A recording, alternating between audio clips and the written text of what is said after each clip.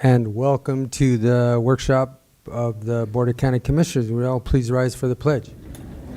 I pledge allegiance to the flag of the United States of America and to the republic for which it stands, one nation, under God, indivisible, with liberty and justice for all.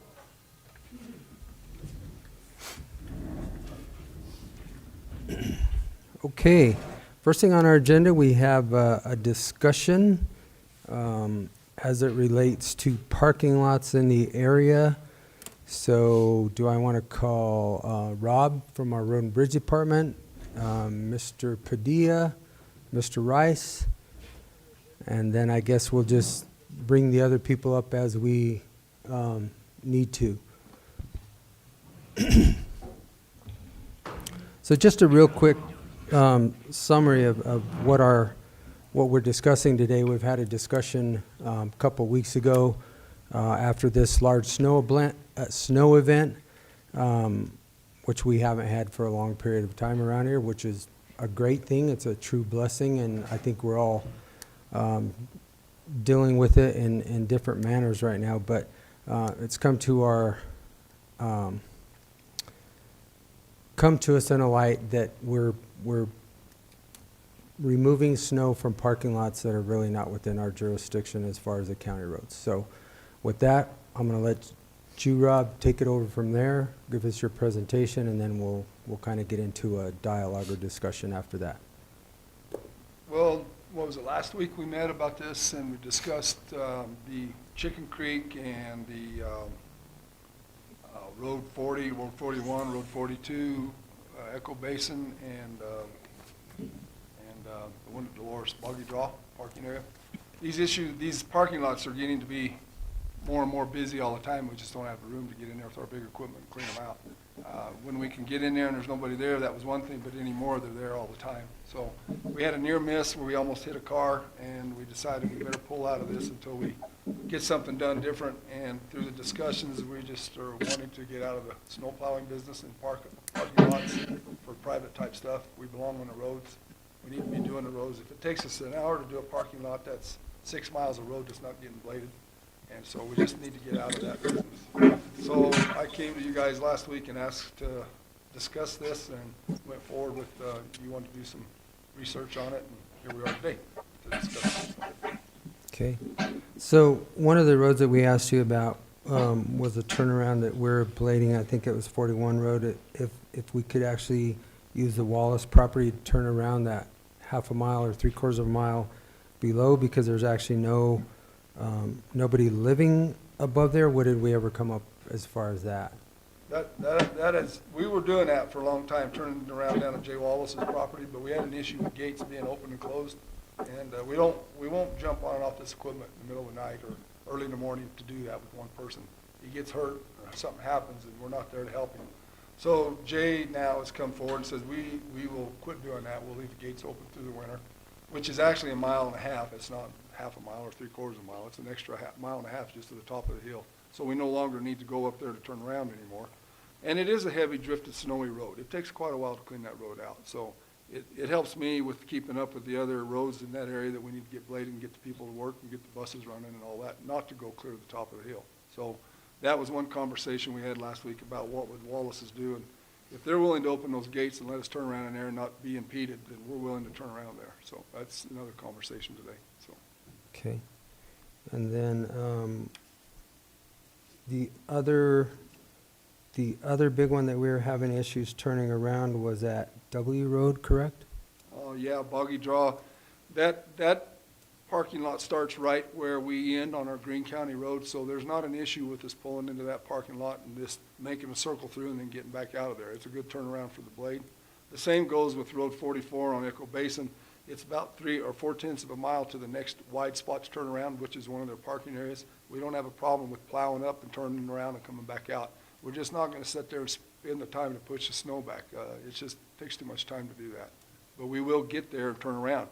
Building another area to turn around there at the border of the Forest Service is probably harder to do than just go another 4/10 of a mile and turn around and come back out. So. Okay. Did I miss anything from our last discussion? I don't think so. We covered them all. All right.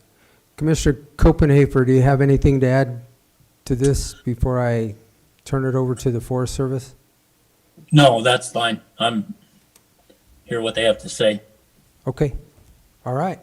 Gentlemen, I will let you take it from here then. Sure. So at our last get together, we discussed about, well, how do we get in this situation in the first place as far as the county taking on any kind of responsibility for doing any plowing. And I think it was a few days after we had met, Brad Finch came in to talk with us, about the situation.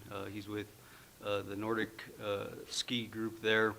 And he says, well, this is how we got into this situation. And he had been, conveyed the story on how, we got to that point where the county was taking on that role. So I thought, well, that's something that the commissioners had asked about. So, maybe that'd be an opportunity for Brad to provide you that background. So he's here today to do that. Okay. One of the other things that we also, have discussed internally, just to clarify is that, these aren't, private lands.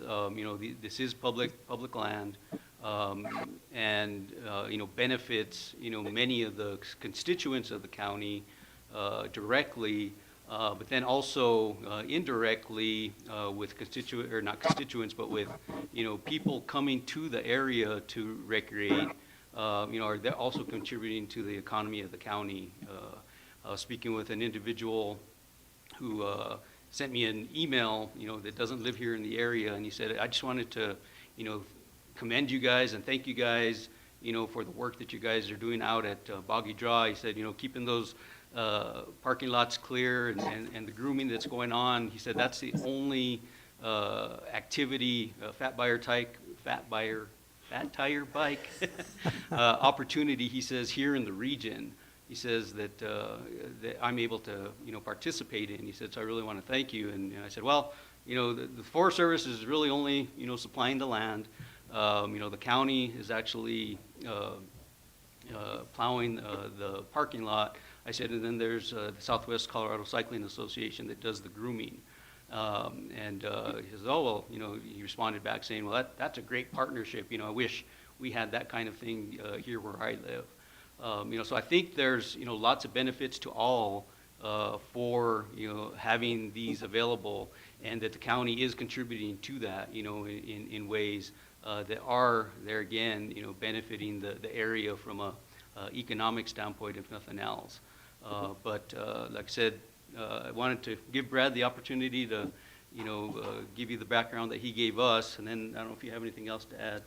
Yeah, we certainly understand the logistics and the safety issue and know, how much work, especially this storm cycle, is required in past winters.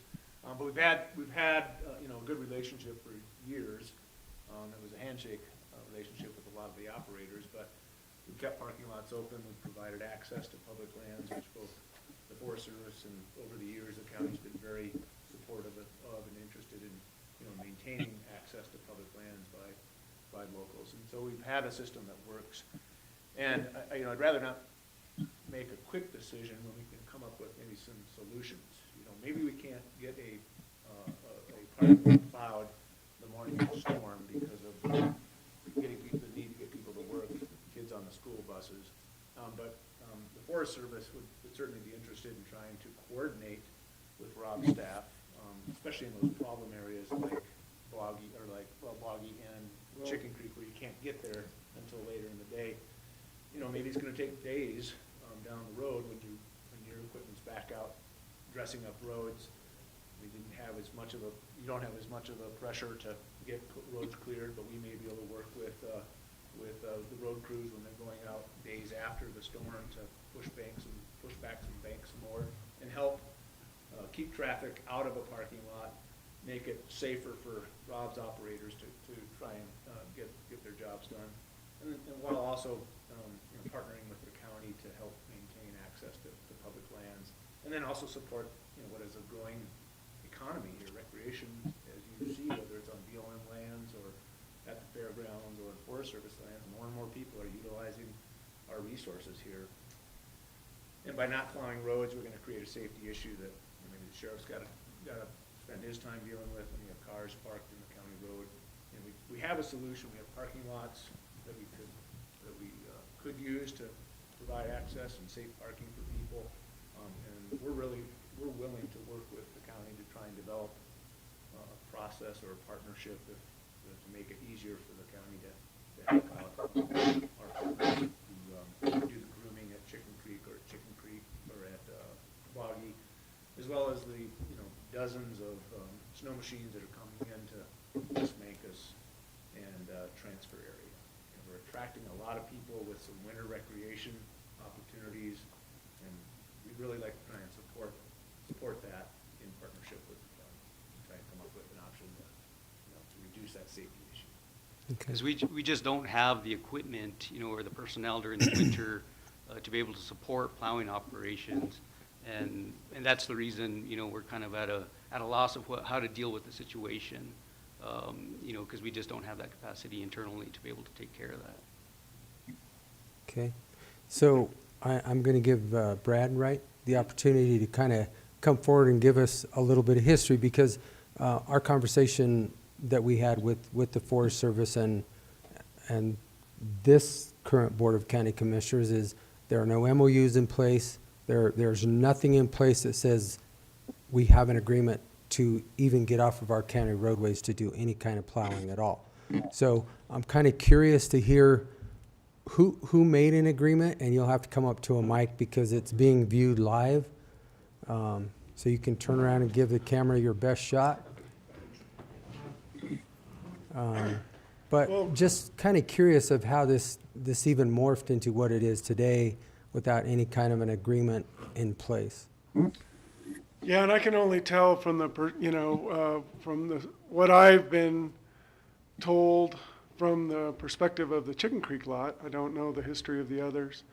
I'm with the Chicken Creek Nordic Association, and we're an all-volunteer group that has groomed the trails for Nordic skiing for about 40 years. And we collect donations via a metal tube at the trailhead, and that for the most part funds our operation.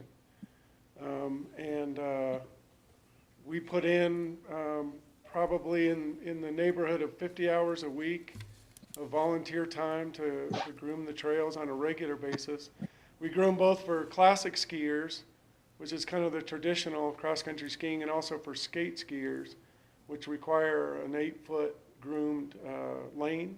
And we do about 11 miles in the forest. And the trails have changed a little bit over the years, but they've mostly been consistent. And the ski area was started in the 80s by a gentleman named Dolph Coos that was a teacher at Mancos, I think middle school.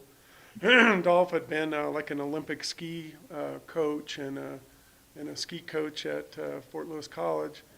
So it was his idea. He started the ski area. They got a snowcat from the city of Durango for $1, which you can imagine what that was worth, and that's how they started. They groomed on the Chicken Creek Road at the forest entry, and started that way. I believe that the Forest Service, when the Mancos district and the Dolores district were separate forest districts, and the Mancos district operated out of what's now the Mancos Fire Department in Mancos. So they did have a piece of equipment near that county road, and my understanding is they plowed it for about 3 years. But the districts merged and moved over to the Dolores area, and so all the equipment went to Dolores. I talked to Rocky Wilson. Rocky's a long-time kind of businessman and builder in the community, and he was a part of that initial effort.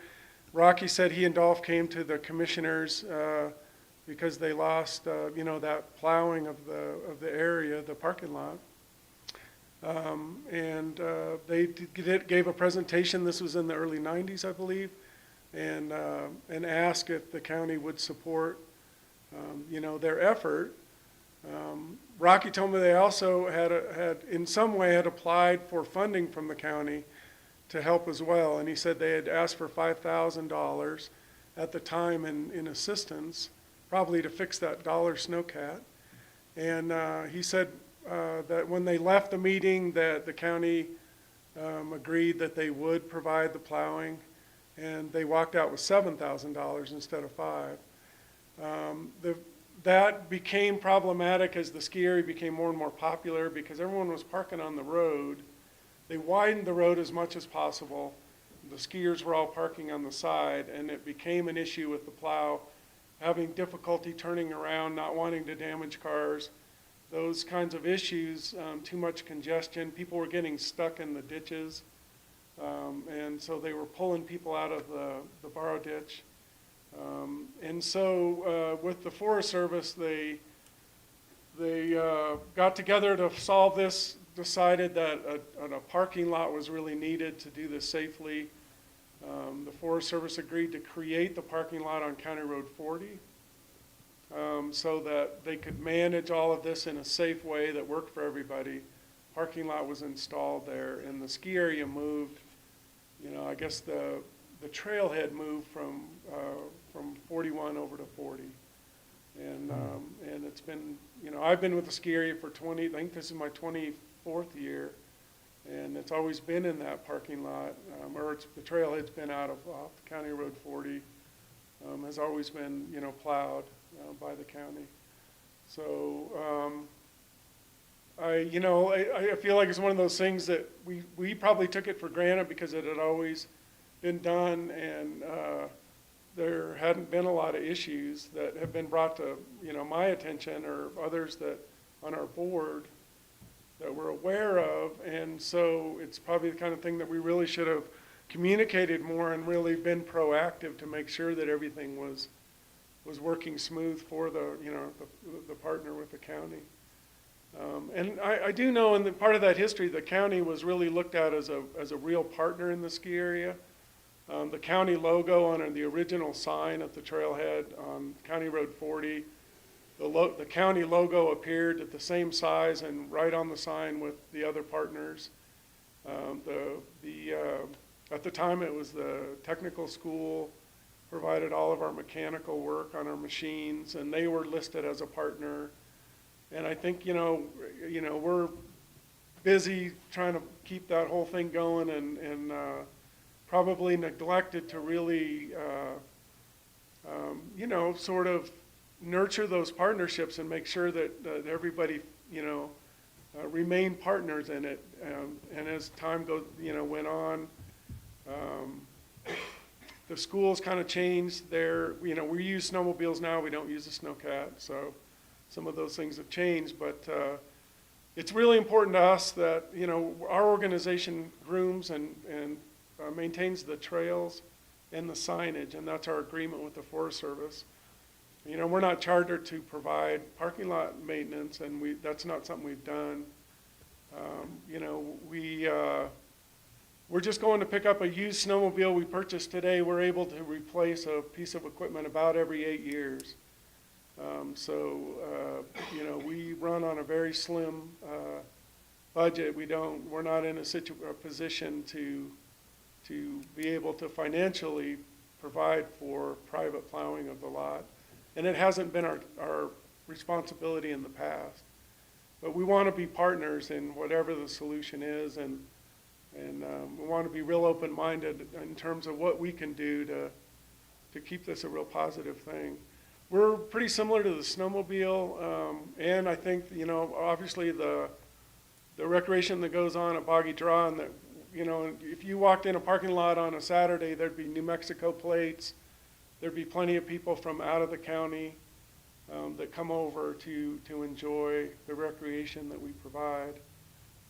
So it is on a daily basis serves the residents of Montezuma County, but on a weekly basis serves a lot of people that travel specifically, you know, to our area for the skiing. And a lot of people consider it some of the best skiing in the Four Corners. So you know, we have a real reputation of providing a really quality place to come and you know, buckle the skis up and have a great time. I don't know what questions I can answer. I think you answered my question, which I specifically gave to Derek and Tom, I don't know if you were listening in or not, but really, how did we get to this situation without any kind of a contract or an MOU or anything in place? And none of us, your records or our records, it just started happening. Well, now that we have an issue, nobody's going to disagree that the Forest Service has gotten much, much busier. So when we have, what was presented to us is we have a big blade going up into these areas, which is not nimble, and it's not easy to turn around. And we basically had a near miss. We basically almost backed over somebody. Luckily, we had a camera in there. The operator saw it, and it just brought to light a whole different situation. It's like, wait a minute, why are we plowing Forest Service parking lots when in reality, county taxpayers' dollars are supposed to stay on county roads? So I totally understand the economic benefits. I get it. I mean, Sure. trust me, I understand that, but, you know, right now, we're trying to look at each individual road. We have 5 of them here, and what are we gonna do with them? So I'm gonna jump back to Road 41, because it sounds like that's an easy resolution. Stopping and turning around on a private piece of property. There's nobody that lives up there, so we don't have to plow anything up there in the wintertime. It seems to me, if we start with Road 41, is there any real issues with turning around at that new location that you have established? No, that's where we were, and that one was kind of a weird deal to turn around. We started going to the top of the hill, even though it was a mile and a half further, and my crews were not happy about it, but I needed them to turn around safely, and we did it. And then that evolved into an opportunity for 2 or 3 other skiers to park there and come in from the back way. And it's worked okay, but it's just getting busier, and it's just getting smaller, and it's not easy to get the big blades turned around up there. So it's easier for me now if the landowner's gonna open those gates and leave them open, it's an easy turn right there. It's a hammerhead gate on each side, turn in one side, back out, and down the road we go. And we don't spend another hour and a half or 2 hours up there plowing a road to nowhere. So that's basically the gist of that one. So. Okay, so basically, pretty insignificant as far as Road 41. Yeah, I mean, we do have some skiers who have utilized it, but it's not that important to the operations. Okay.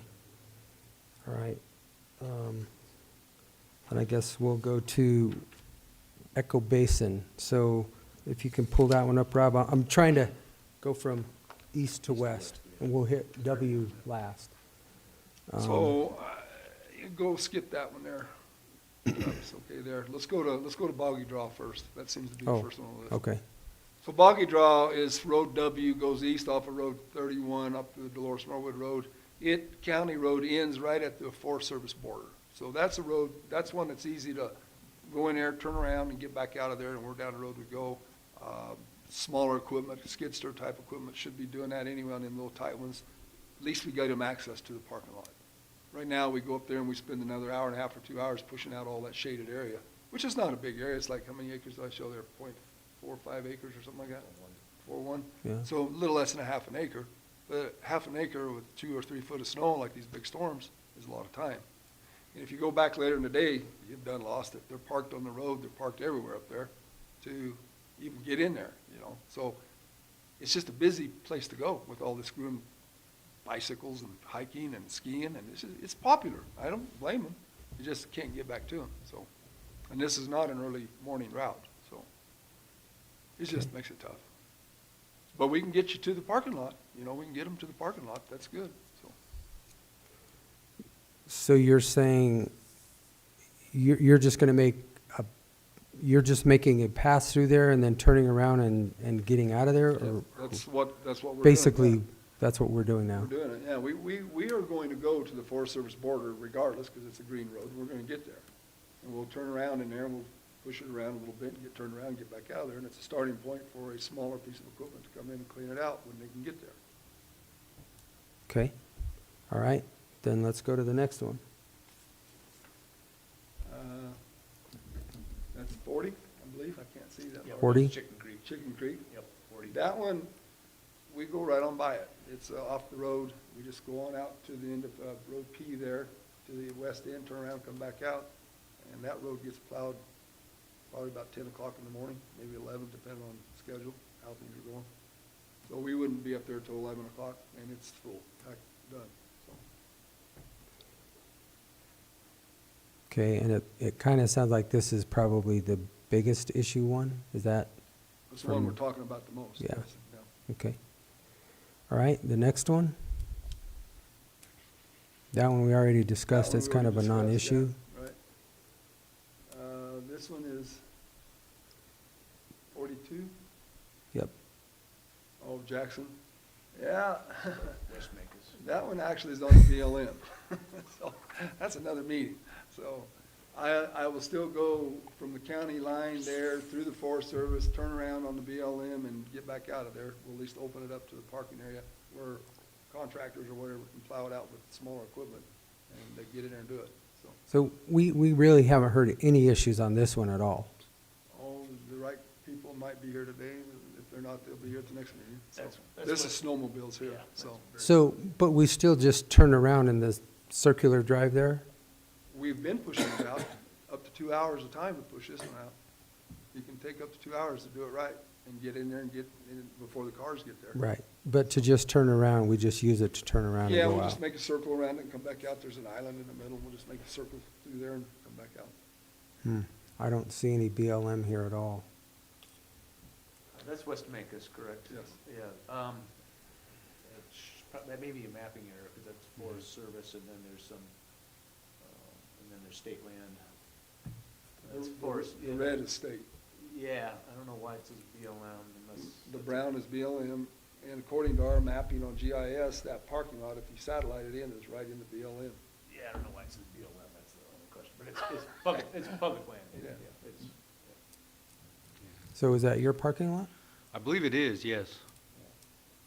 I'm just looking at my mapping, but, But our mapping, if our mapping's off 50 feet, it could be Forest Service. I mean, it could be off Sure. that much, I suppose, or 100 feet. Okay. We don't think that whole Block is correct? block is there, that polygon, yeah. that's Okay. correct.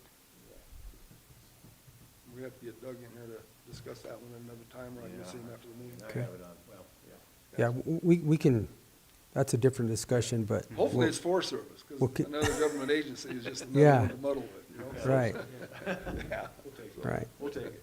Okay, so then the last one we were talking about, number 5, which is, Echo Basin. Now, that's the longest one, from the edge of the end of the county road all the way into that circle there is about, I think, 3/10 of a mile, 4/10 of a mile. But boy, trying to build a parking lot at the border, that's tough. That's a steep little canyon, big drop off, take a lot of work to do it. We would prefer as a road department, to just take that on up to the turnaround and come back out, at least open the road up to somebody that could go plow it out, clean up the parking lots. So I think there's our participation in partnering. Getting to the parking lots is a big deal too, not to mention cleaning them. If we can continue with that part of it as our help, I'm happy to do that at this point.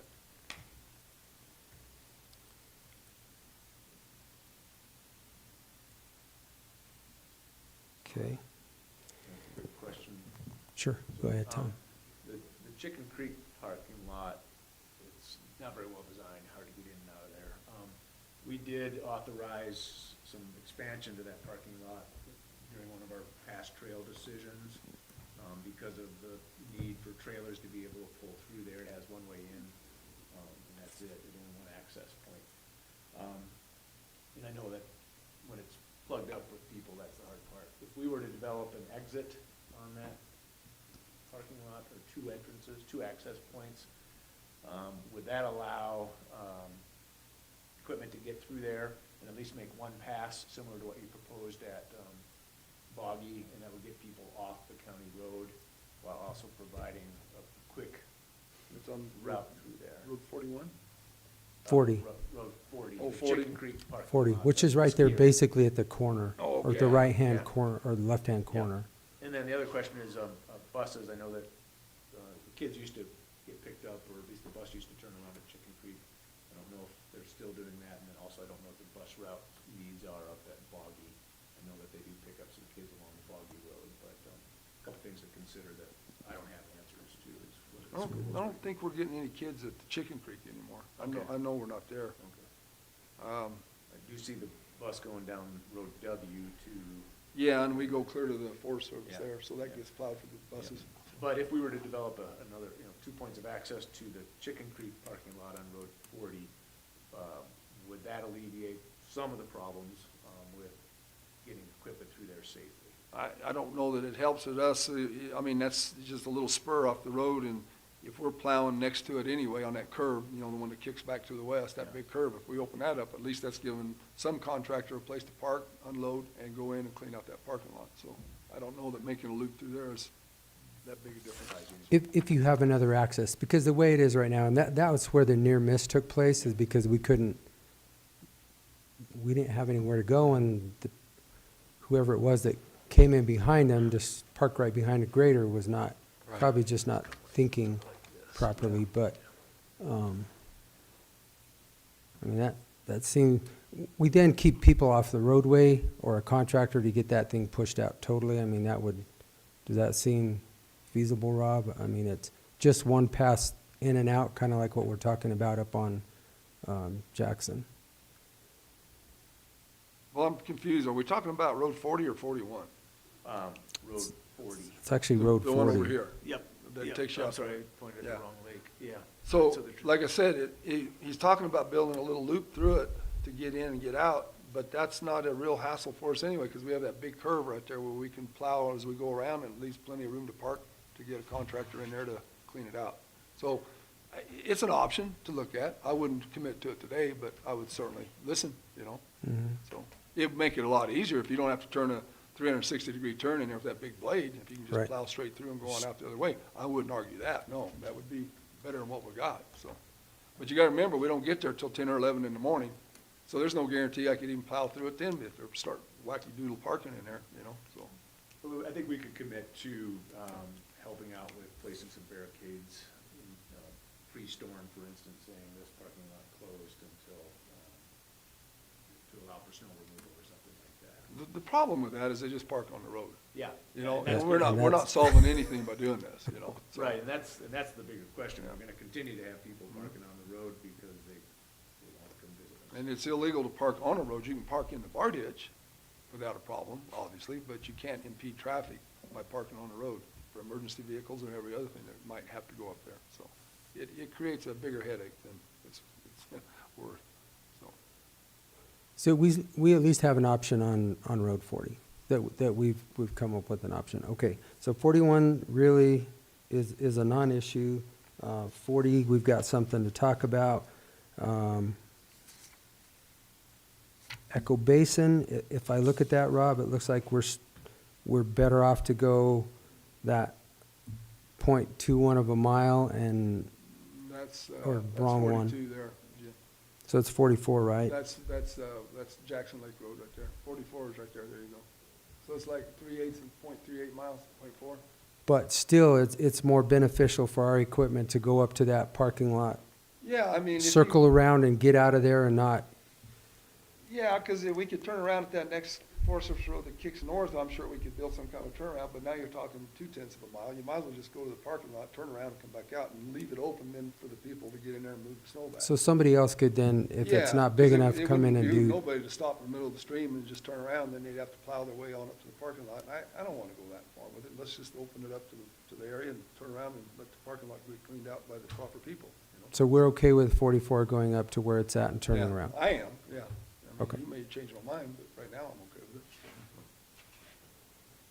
Well, I think when we get done, I'm going to look at the attorney, because we're actually going to have to formalize some kind of an MOU or an agreement so that this doesn't happen.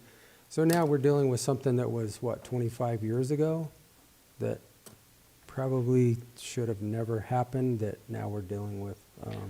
Well, I don't know about that. I mean, it's not unheard of. I mean, we have an agreement with Dolores County, actually, to maintain a day use area in Montezuma County, up at Cabin.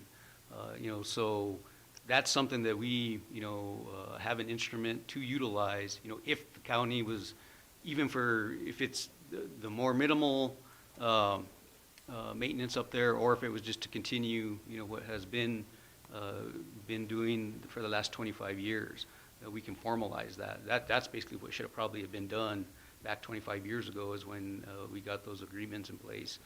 to do that work, formalized it through a non-cost share agreement. And like I said, we already have, you know, an example of that up in Dolores County. Okay. Okay, so then we're moving back to the west. I guess we're at Road W, or did I skip one? We've Restarted. been to W. So W's pretty much, we can go in there, Turn around, come out. turn around and come out. All of them we can, except one going up to Road 40. I mean, we don't have to, because we have to blade right on by it anyway. So it's already there. We're going clear out to the end of Road P, so we're there anyway. So the rest of them, I have to go in a little ways and turn around and come back out. And I think that's a big deal right there. Just turn around. That gets it open. That gets it to the parking lot. Mhm. Right, yeah, we at least get them to the parking lot, one pass through there to open it up for somebody to park safely, whether it's a contractor or somebody else that has, you know, if we have this kind of a snow event again, which I hope we do, good for all of us, but now we're just figuring out issues because of it, so. Is there anybody else, is from the San Juan Sledders, did I miss? Come on up, sir.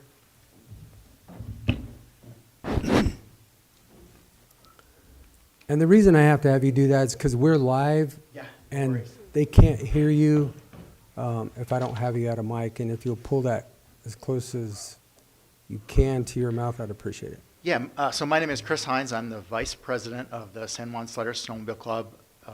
The club is based out of Durango, I suppose, but it is the only thing the Four Corners has in terms of a snowmobile club until you get out to Pagosa, or I think up to, oh man, I don't even know where the next closest. West End Sledders out of Norwood. Norwood? Yeah. Yeah, so we cover a huge area here in the Four Corners. What I've heard today is pretty new information to us. I spoke with Brad some. We're both on the Mancos Fire Department. So I'm getting my information from Brad and Tom. It sounds like Mancos and Echo Basin probably haven't been plowed out the way they used to for a couple of weeks at least. And so, you know, I haven't been up there. We had a convention a couple of weekends ago, and I called the county to find out if those lots had been plowed and was told, yeah, they're high on the priority list and they should be plowed. And we went up, and they weren't pushed back into the trees, but they were usable for us. So I guess what I'm concerned with now is I hear talk about a memorandum of use being needed, and that sounds like a good thing for the county to even just be able to plow to the turnarounds, which is super helpful. It sounds like there's some to-dos on that front. You know, I can make the same pleas that the ski club makes in terms of bringing users to the area. A lot of people come over here to ride. We have really good snow, particularly Echo Basin, and to some extent West Mancos as well, or Transfer. You know, I don't think there's any surprise there that we'd love to see the county continue to clear those areas out. Probably similar to the ski club, we are not chartered for parking lot clearing. It's come up with La Plata County a couple of times, and we have found ways, or the Forest Service more appropriately has found ways, to work with the county to continue to clear areas well enough for our uses. Sometimes it's logging operations that do that. Sometimes it's a HOA or some sort of, what do I want to say, development that needs a little bit of access, and the Forest Service works that into the contract for access. But we'd sure love to see the county here come up with something. And then I guess I would make a plea to the commissioners that, I mean, this is kind of the middle of a winter. We are being a bit surprised. And of course, it means that everybody's kind of running around trying to figure things out. I know the county's probably blown the snow plowing budget. And so that's a huge issue that none of us have mentioned, and it seems to be the elephant in the room that I think we're trying to figure out how to lead that elephant back out of the room. So It truly is, and Yeah. that's part of it. And I did mention that. I said we're using road and bridge funds to now push out parking lots. I Yeah, didn't, I it's- wasn't that black and white, but you're right. There's the elephant in Yeah. the room because now we haven't had this kind of a snow event for a long time. And that's a lot of, you know, we shouldn't be commingling and doing stuff that's not actually for road and bridge, which now we are. So, I did have a conversation with Miss Gregory, just kind of on a far-fetched idea. I don't know if she's had any time to look into it or not, but because of the economic benefit that we do see for the county, if we can just make a pass just to get it opened up to where we can get a private contractor in there, we do have county lodgers tax dollars that could be, I'm assuming, appropriated. It doesn't sound like from what Rob got to us, you know, probably a couple $100 a parking lot per an event. So it could be around $2,000, $2,500 depending on the winter. That could be a potential for funding. It gets us out of what we're not supposed to be doing. However, it still creates an economic benefit of kind of what you're doing, I guess, in La Plata County. Yeah, I think that is kind of similar to how things have been done in other places. I guess my plea was just not to shut us off cold turkey without giving us some time to work out something like that. But again, it's budget driven to some extent. So when the money runs out, It is budget driven. plowing runs because out. Oh, it's cold- budget driven. Cold turkey? I mean, again, and I said, this event is a blessing, and I truly believe that, and I will never back away from that at all. Yeah, But for certain. when we budget, you know, the last 3, 4, 5 years, and we haven't had to do really anything, and we tighten up our budgets, and then now all of a sudden, it's like, holy cow, we're not gonna do real well this year at all. And So- unlike La Plata County, we don't have a sales tax in Montezuma County. So we So don't the- derive direct revenue from the sales of gas, you know, food, lodging.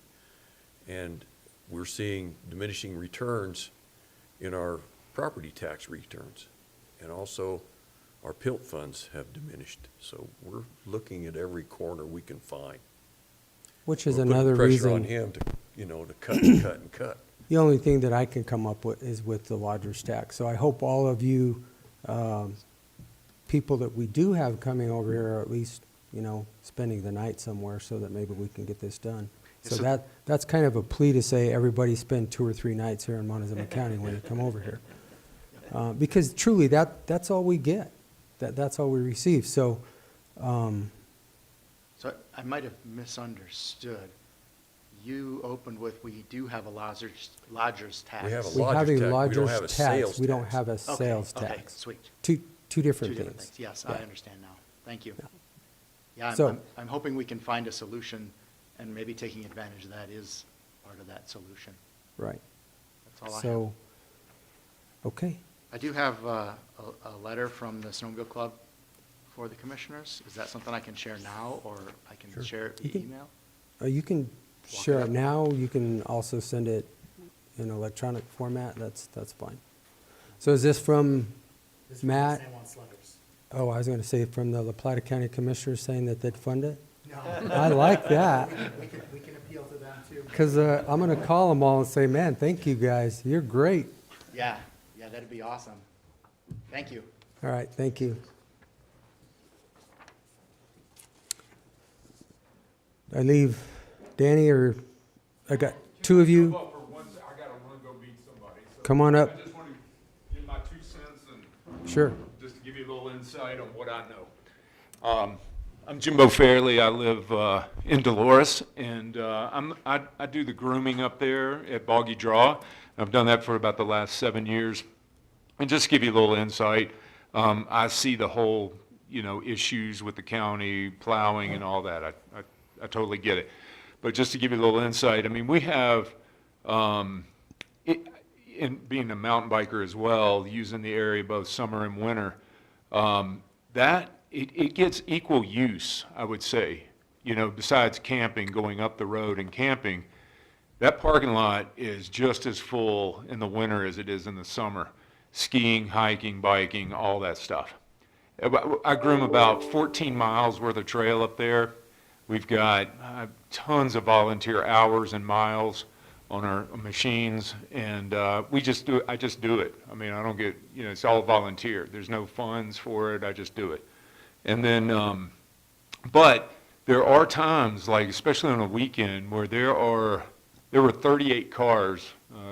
Quinn took a picture of it the other day. 38 cars in there at one time, and they were even going down the road. They double row park in there.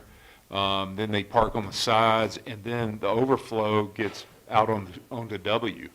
And I mean, I'm just saying, if there's those people are coming. I mean, they're going to park on W. They're not going to turn around. They're going to go up there and recreate. It's crazy how much that place is used. So I don't know. I mean, they're just hoping for a solution. I totally get the county's perspective, and I agree it's time consuming and all that. But I don't know what kind of issues it's going to cause, because they don't leave. I mean, once they come up there, they're there. They're going to park somewhere and go out on that trail. And I have frustration with it because I'm out there grooming, and I'm like, please don't go out there yet. I'm trying to let it harden up and all that. They don't care. They just go. And so, which is fine. I mean, it's Forest Service, man. It's public land. So, but they're coming, and they're not. I mean, Durango's dealing with something right now where they don't have groomed trails for biking and all that kind of stuff in La Plata County, and they all come over here.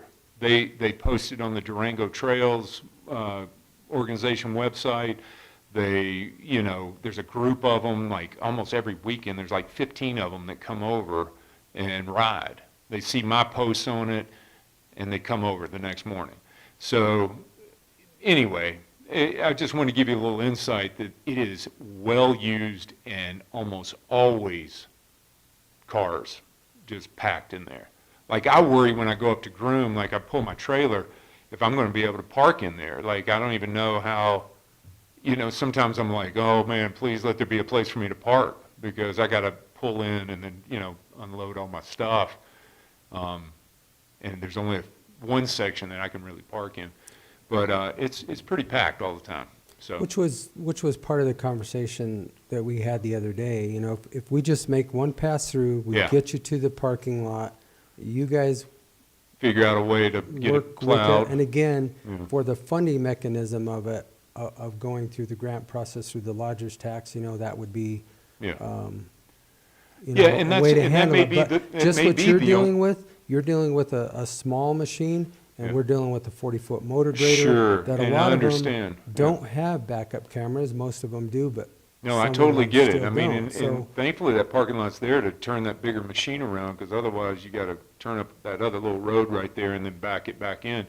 And so that's great that we get a pass in and a little bit of a pass back out, to allow access for another smaller machine. I get it, but like I say, I understand the conflict and the issue there. I just want to give you guys insight of that is a very busy place all winter long. When there's snow up there, there's people, Yeah. and there's lots of them. and I think we all know that, because Yeah. I get to do all of them. Yeah, I do them all. Yeah. So, So I just wanted to give that insight and my perspective on it. So just so you guys know. All right. Thank you. thank you, John. Appreciate it. Yep. All right. Anybody else have anything to add to this dialogue? Okay. Oh.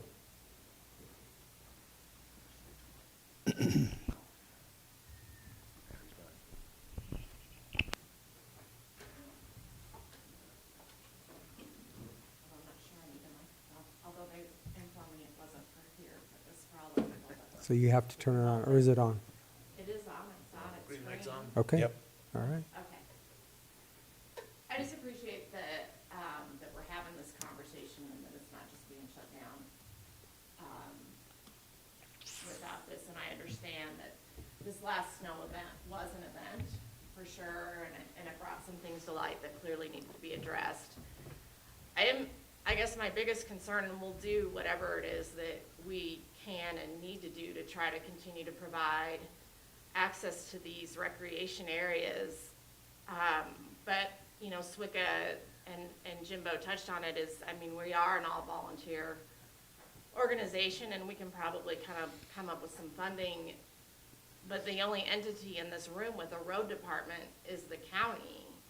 And I get it, and I really do understand, and I cannot stress enough how much I appreciate that you guys are at least just having this conversation.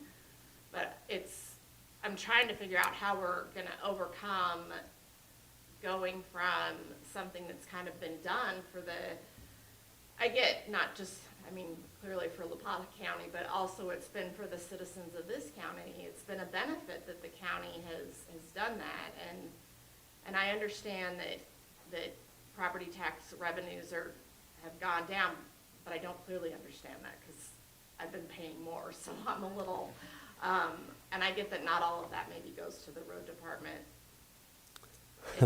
No, ma'am. So I mean, clearly this is some things that need to be addressed in the big picture as well, if we can help with that. I mean, that's a whole another discussion, but, yeah, I mean, I guess more than anything, I just wanted to kind of stress that none of us have a road department in our quiver, but we'll do whatever we can with the limited resources that we have to try to continue the access for the members of this community. And hopefully we can keep it open. And I think that's why we're having this conversation, because this event created a conversation that could have been had years in the past, but it's in front of us now. So, you know, like I said, Rob had brought forward a list of private contractors that actually will do this or can do it. Some may live close to the Mancos area, some may live close to the Dolores area.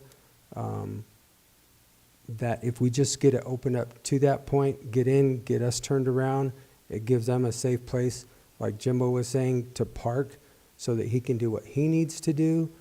And then that way, really, we're being responsible to our road and bridge taxpayers, that we're spending our funds on our roads.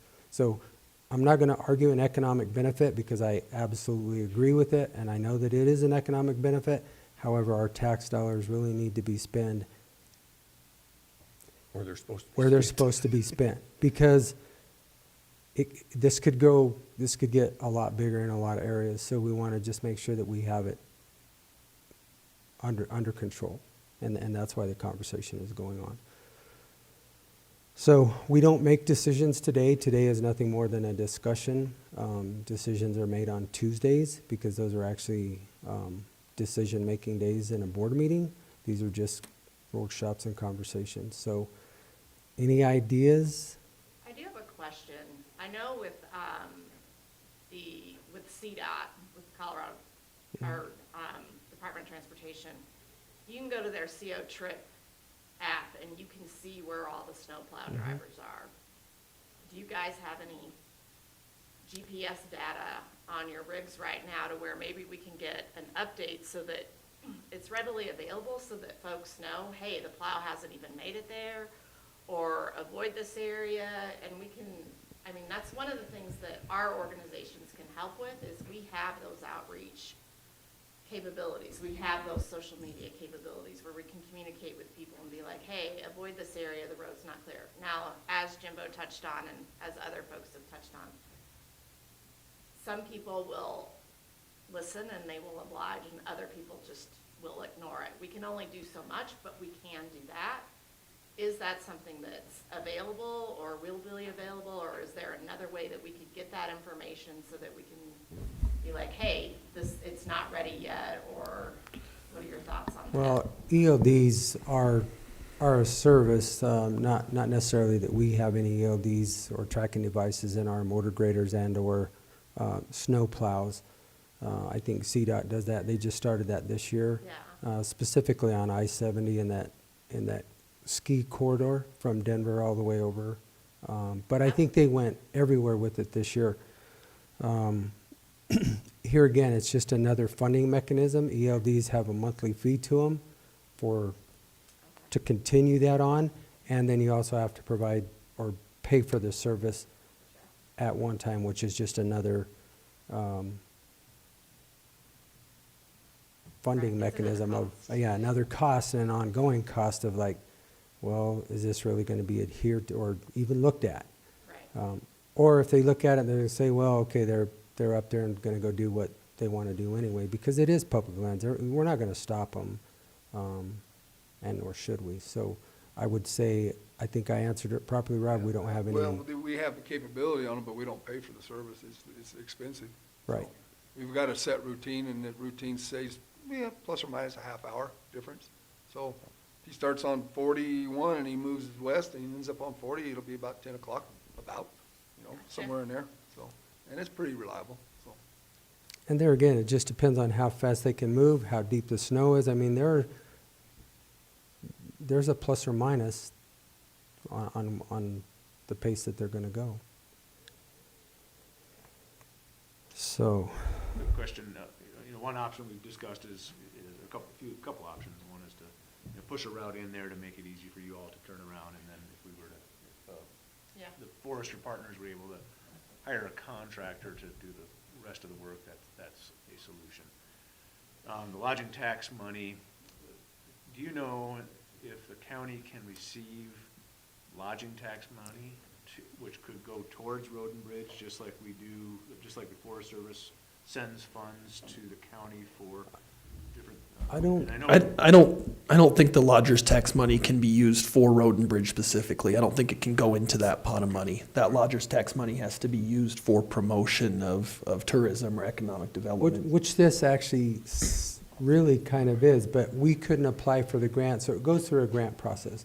So you, the Nordic Club, the snowmobilers, heck, I'm gonna go talk to La Plata County now, since we've got 2/3 of them coming over here and get some funding from them. Since they've got it, I actually know all three of them pretty well. I think I should be able to get, But if a club or some organization were to chase that funding, there's a potential that it could be done. Yeah, so what it would have to do is it would come before the lodger's tax committee, and then Correct. that committee makes a decision as to how that money would be divvied out. So I think it's important to make sure that we're not making any promises No. today. No, I'm and just so. wondering if there's a mechanism in place, just like you all get money from the Forest Service for law enforcement or for Schedule A, you could receive money from another entity. Question I have for you, Ian, is if the club were to get the money from the lodger's tax, and then is there a mechanism that would allow the county to take that money and help fund Rob's program if indeed that's So, what you want? so I would strongly advise against that, both because of the equipment and the equipment constraints that we have, and because of the liability of going into a parking lot that's not ours, outside of our right-of-way, and doing that. My recommendation would be for the local clubs to go ahead and secure that funding, and then hire a private contractor to go in and do that plowing. And just a question, how is the county protected, for instance, if they are hauling gravel off of a Forest Service pit on Forest Service lands, if they're operating equipment on Forest Service lands? I think we're totally off topic. We're talking about the parking lots here today, not the county liability hauling gravel out of Forest Service pits. Okay. Understood. So, let me break this down. I see a gentleman back there, if you want to come back up. Is that right? Sure. Yeah, this is kind of an open dialogue. All of us are on the agenda, so moving back and forth, we're not breaking any rules. Well, I guess I just wanted to, it strikes me as we're having this conversation that all of us that have gotten up to talk are all volunteers. And doing some really significant work, just through our own efforts and our own fundraising, to provide both the residents of the county and to create an atmosphere in the county that people want to visit, and that they come and they learn about who we are as a county, they enjoy our restaurants. And we have a volunteer that just moved into the area this summer, He's a real serious Nordic skier, and he said it was not a small part of our decision to move here that there was a Nordic ski area, because that's our passion, and we weren't going to live somewhere that didn't provide that. Back in the early 90s, I was honored at the county put on a luncheon and honored outstanding volunteers in the county, and I think, Ken, you were commissioner then, and I was honored as an outstanding volunteer. You know, Danny and Jimbo have gotten about every honor you can get in the county. Their bike club has raised hundreds of thousands of dollars for youth programs in the community. You know, we're all, I guess what I want to say is, you know, we're doing our part. That we've stepped up and we've committed ourselves to provide something for the people of the county, and sometimes at great expense of our own. You know, Jimbo runs his own machines and pays his own gas. He just does it because he likes to see people enjoying the outdoors.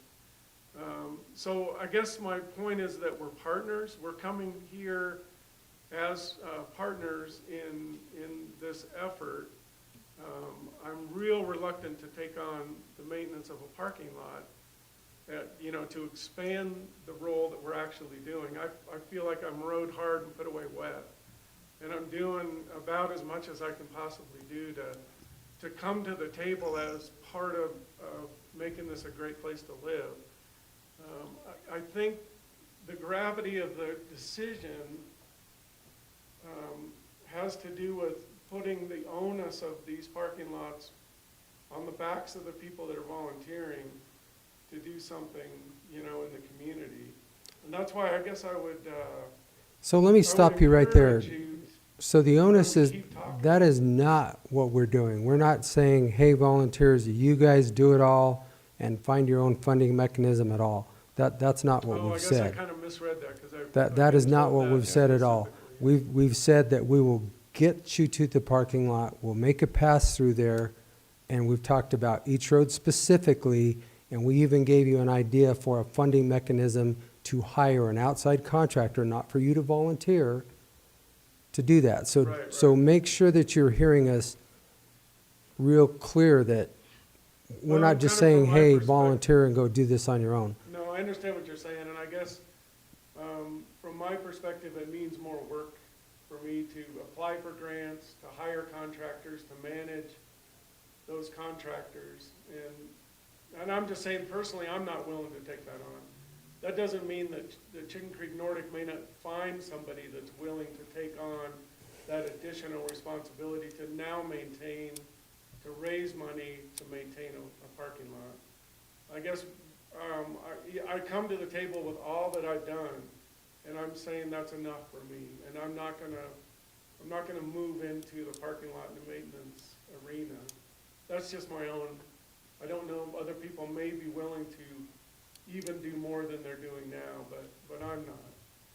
So I'll continue to groom the trails, and I hope people can enjoy them. If they don't have a place to park, that's not gonna be on me.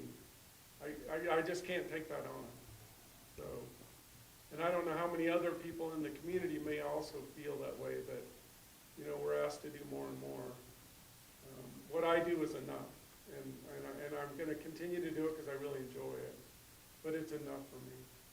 And we appreciate your volunteerism. I mean, our county couldn't do what it does without all the volunteers in this county, from firefighters to EMTs to you guys doing your thing, the people out at the fairgrounds. I mean, city lost a program, soccer program, because no more volunteers.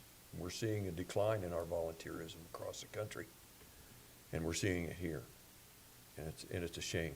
Right. But we can only do so much. Well, and it is a tough decision, because I know the folks working on the roads can't do anymore either. I mean, those guys are killing it.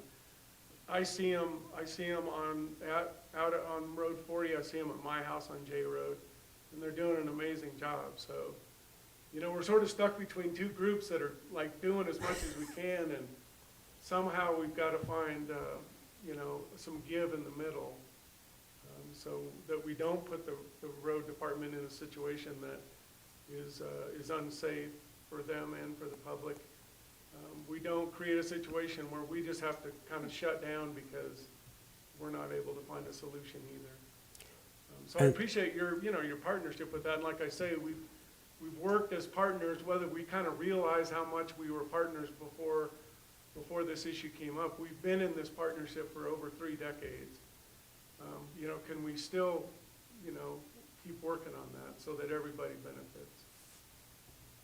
And I think that's the whole purpose of this conversation today, and we've got to figure out something. What it's going to end up being, I don't know, but, you know, it sounds like we already have some pretty good resolutions to most of them, other than probably this one being the biggest elephant in the room, is the way the gentleman put it. So we'll figure it out. It's just a matter of how are we going to get there. So we do appreciate your volunteer service. Trust me, all of you, everybody out there, we do realize the economic benefit to this county. I just wish we had a sales tax that we could actually benefit, and it doesn't discount the fact that we're off of our jurisdiction of roadways. And that's the other elephant in the room, is that we've now left our jurisdiction. Right. So. Well, and I guess we count ourselves really lucky that that wasn't an issue until now, you know, like it's happened for a long time. Yeah, who was So that? maybe we got 30 years of For doing something that. lack of never a should better have happened. acronym, it's snowballing, because we had a couple of calls said, hey, we got a parking lot that needs plowed too. So let's keep this going. So, It's what makes living here great, you know? Yeah. You get to go out and snowmobile and ski and do a lot of cool things. Thanks. Thank you. all right. One more?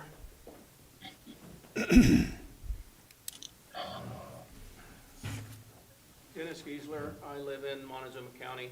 I'm part of the bike club here and volunteer. First thing I got to bring up that I think everyone's aware of, but maybe doesn't get said enough. I'm out on the county roads a lot, and our road department does a fantastic job with what they're doing. And Rob, that's a big part of you, and I appreciate it. So I realize also I've ran a lot of big equipment, and these guys are in a little bit of a bind when they get in a parking lot like that. And we're talking about liabilities, but also if one of these guys would back into somebody and hurt them, the feeling that they would have. We're not even discussing that, but that's an issue too, that we're putting them in a position that we shouldn't be. And we've been doing it, but I think we've got our commissioners behind us to find a resolution that we can all work with and make it work for us all, and actually help out his department too and his people, because we shouldn't be asking them to do something that could harm somebody else. So I want to tell you guys, thank you for bringing it up, and also trying to work with us to make that happen. And by the way, our Forest Service is another member that really tries to work with us and make things happen. So thank you, Tom. Anyway, that's it. All right. Thank you. Thanks, Thank you, Dennis. Actually, I had another kudos to you in the road department, Rob, at lunch today, so I'll pass that along, make sure that you pass that on to the guys. And they are doing a tremendous job. But again, I don't know who said it, but we're stretched as far as we can go too with some of the stuff that we're doing when we have this kind of an event.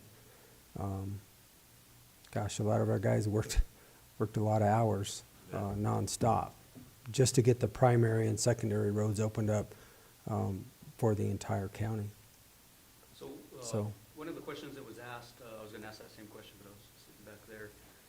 But I just want to be clear on it. So is the county at all interested, you know, if we were able to find funding that, you know, we could funnel to the county, because we do that all the time with y'all, you know, as far as patching the Dolores Norwood Road and things like that, to be able to funnel to road and bridge, just because they're there at the time, and you know, on the non-big events, it seems like it hadn't been an issue before, you know, but with this latest event, definitely, you know, when things are like that, primary priority should be, you know, roads and getting people to work and school and things like that, and not parking lots. We totally, completely agree with that, you know, but most of the time, there again, you know, or maybe they were just doing it and it was an issue and just didn't talk about it.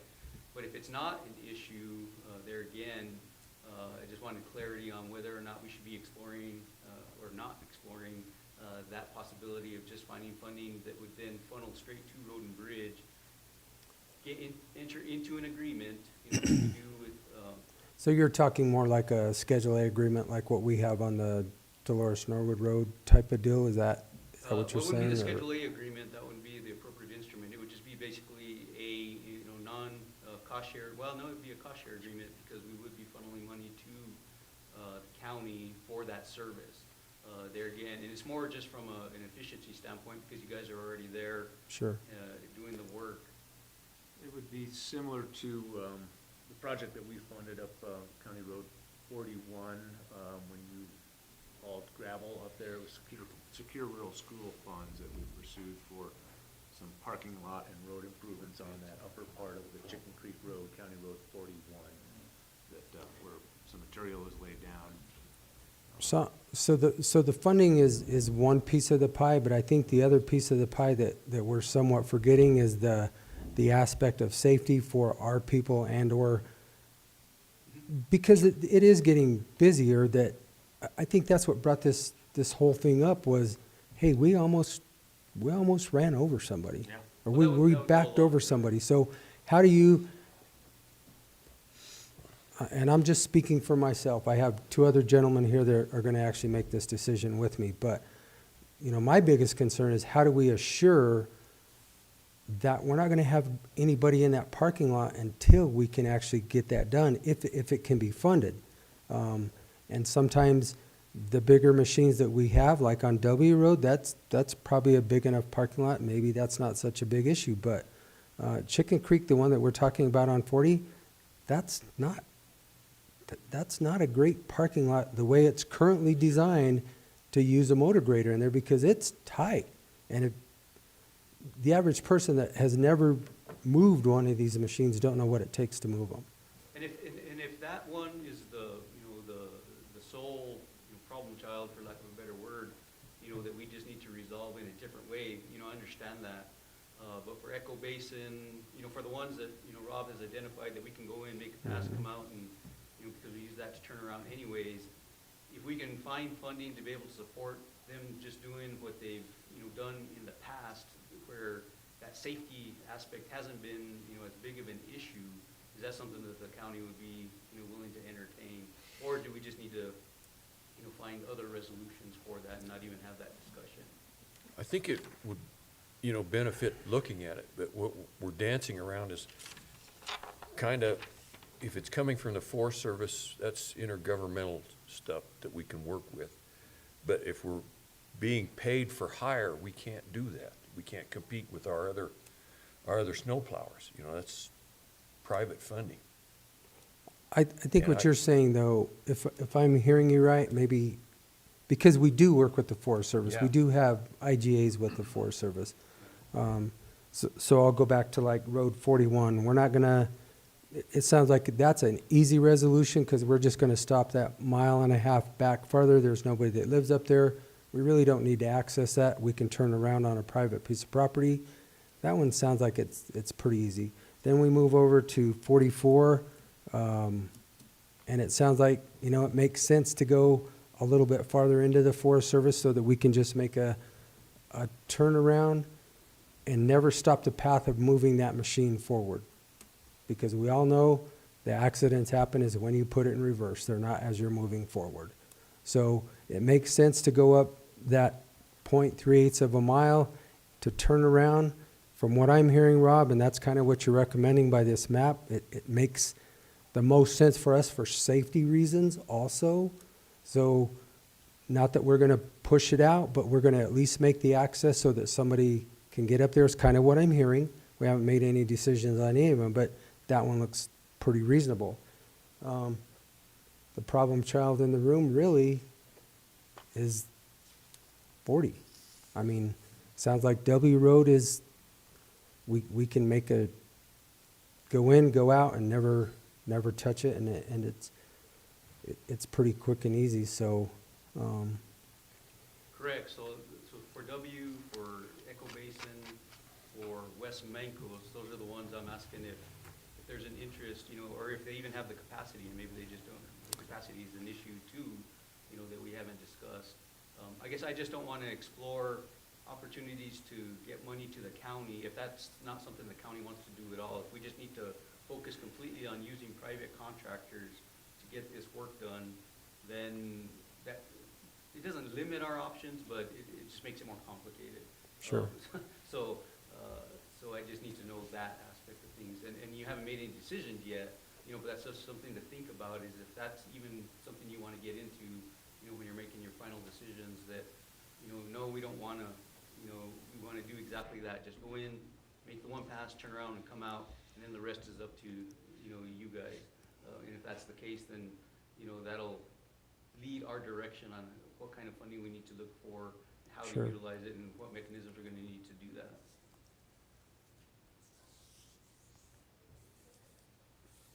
Okay. I'm not going to answer that today because Yeah. I need, I'm not, Not a problem. No, Yeah. I just We wanna gotta put it figure out that one there. out. What was that? We have to figure that one out. Well, we figured it out. Like I said, Yeah. we do it all the time with y'all, you know, and I think it's a great partnership.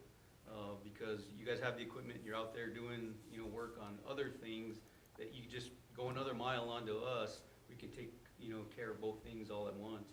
So it's a great partnership. I think the problem, Derek, is it's the wrong equipment. It's too big. Okay. And when you're in there empty, you can monkey around in there for an hour and a half, 2 hours. Well, at an average speed of 5 to 7 miles an hour of road clearing, that's 14 miles of road that didn't get cleared. And you start adding the houses up. For every snowmobile out there, there seems to be 20 houses down the road waiting on us, you know? So if there's 30 pickups, that means there's 150 houses waiting for a kid to get picked up. Sure. And it's really starting to ball us up. I don't know when all this started, a couple of years ago. We probably should have brought it to your attention 3 or 4 years ago. But we kind of muddled our way through it until this near miss, and then it was like, okay, that's enough. It's just Okay, getting that that's busy. what I was It's trying to getting that get at. busy now, Right. you know? So- That's what I was trying to get at. Yeah. If it's just, that's the issue, then. So to go back up there now with the skidsters and the smaller equipment we have, that's a whole new crew, a whole new day, and a whole new problem. So, you know, there's the issue, so. It's hard to do on the fly while we're there. Sure. Okay. Well, we appreciate what you've been able to do over the years. Right. Well, you know, it seems like the pandemic, everybody wants to go to the Forest Service now, or go out in the forest now, you know? Busy place out there, and it's good, I agree with it, I have no problem with it, People but it's like found out multiplied, about yeah. Montezuma County, right? Yeah, and they're coming from every county, New Mexico, Yeah. La Plata County, all of them, they're coming from everywhere, so. so, everybody good for this conversation for the day? Yes, thank you. All right. You bet. Thank you, folks, very Thank much. you, guys. Appreciate it. We'll figure it out. Yeah, I know. Well, you don't, you guys don't have to leave, Derek, you need to sit there for a minute. because Yeah. the next thing I have is a discussion of gravel pit. So everybody can stay at the table. You should have gotten a new letter. Did you get the new letter? Yes. Yes. Oh, Yeah. We did. Okay, Actually, it has your name on it. yes. Which is good, because that's a clarification that actually needed to happen. So with that, So- gentlemen, Yeah, are you ready? yep, So with that, there was a cover letter sent out with the first initial draft of the contract for Beaver Rim Pit. The Beaver Rim Pit is up on Road 31, just a bit north of where we started the new chip seal 3 or 4 years ago. So this is a good location. From my history on it, I don't know much about the pit, but through different people, they say it was pretty good material in that pit. It was very workable. Yeah. It fits the county's needs to gravel areas down off of 31 into Road W, east and west, out to the Forest Service. It also feeds V.6. It feeds some down in Dolores and around that area. But it also might be a good source of chips after we do some testing, which we can benefit greatly with chips up there. I'm sure you guys are going to talk to us down the road about putting another layer of chips on the new chip seal that's starting to wear. Instead of hauling it up from another pit or another source, it'll be right there. I hope. That's our hope. So we're standing there at the road department going like, well, that's a good pit for us too. We can haul downhill loaded and uphill empty, and it works that way for us too. So I'm all for it if you guys are willing to negotiate with them this year on this and put this draft out there to be approved. So the cover letter basically was a different way of reading it, but it just changed the verbiage on how many ton per year we can crush without exceeding certain limits on air pollutants, I'm assuming? No, just it's within our authority to be able to grant a free use permit. Okay, that's what it was, okay. So we're good with it. It's the same thing basically as the Ormiston pit, and verbiage on the contract is exactly the same, except a few numbers change a little bit in some locations. That's been a very productive pit for the county. In the last 8 years that I've been here, we've mined it tremendously. They've mined it tremendously to do their forest work and their logging. And so I think this will be a good fit for us on this one too, so.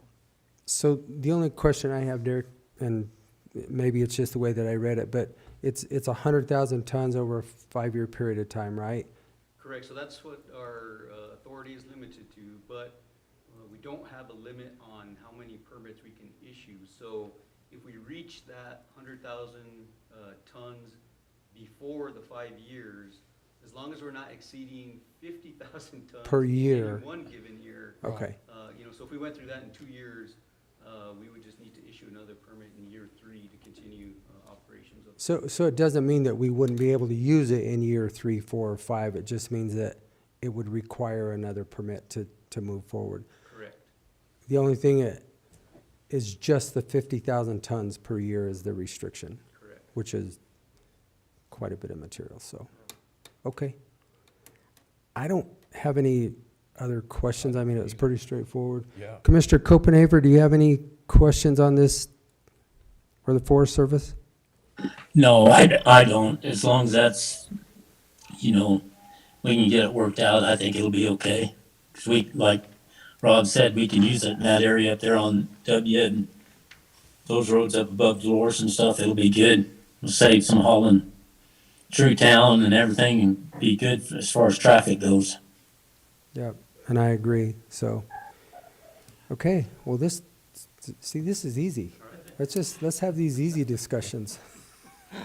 Well, I want to thank the Forest Service on the work that they've helped me with over the last 8 or 9 years on all this. It's been tremendously successful. We've fixed a lot of roads, and we got, you don't know it, but him and his engineers and I have got a lot of plans, so. Oh, no, they keep me in the loop, and I fully support those plans. As long as we can get that funding and get it done, we're doing good things with these pits, And, so. and I agree too, Tom, Derek, we've worked out a lot of issues on these roads, and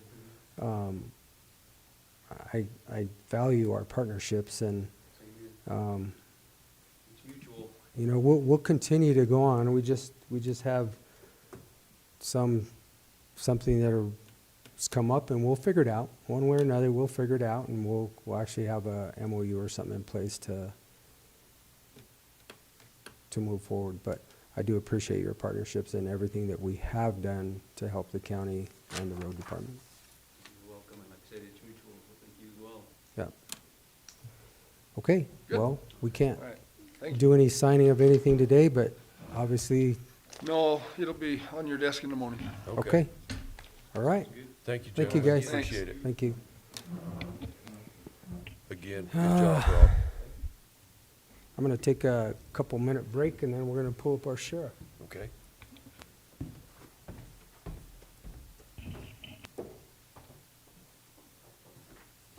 Gerald, you still there?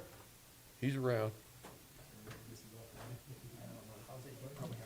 Did surgery yesterday.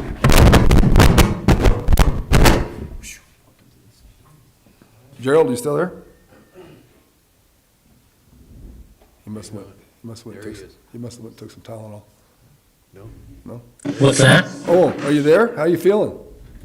I was just getting ready to turn this thing off. My leg just gets so damn stiff in just a little bit that I can't hardly stand it. So, Well, yeah, it's sore as hell. Well, I heard you took a pretty good fall. I feel bad for you. Yeah, they put enough screws in my kneecap. It looks like a piece of metal now. Well, I'm limping through my surgery on my toe, which is a lot of metal and screws, and it's not easy. Hang in there. No, well, I know it. All right. I just Yeah, concerned about you. it- Want to see how you're feeling. All right. All right. Thank See you. You bet. See you guys.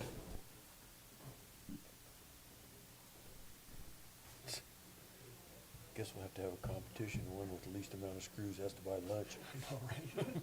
I've got some in my elbow. I've got 12 screws and a bolt. Okay, well, see, I'm probably gonna be the same boat. I'm probably gonna be, I think I've only got a couple, so. Them hardware guys are making out, aren't they? Tell ya.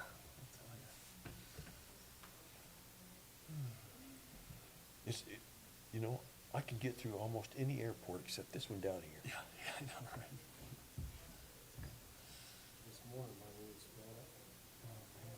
Yeah.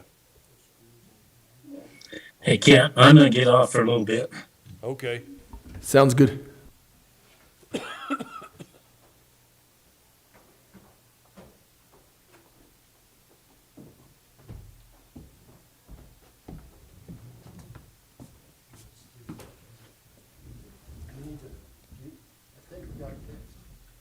Well, we're gonna find out, aren't we? Well, and the IT guy's on a cruise somewhere, so Well, apparently it was Commissioner Candelari's issue there, 'cause it's underneath that. From what we were told. What's that? If it's not working? We had that problem, we had the Start us off. Wow. I didn't know there's anything under there, but all right. Okay, so moving right along, we are going to have a discussion first on pretrial. That's what I have on my agenda first. So,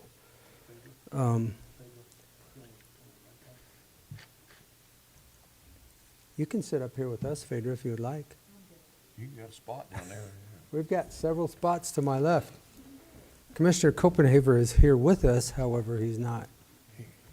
He took off. Oh, he took off. Yeah, he's having a little problem. He's a little Oh, achy. you know. gotcha.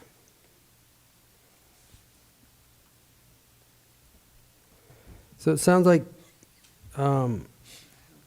you guys have all had a conversation with this one anyway, looking through our budget process. Oh, I think it's item page 30 in our budget book, right, Faedra? Huh? 31?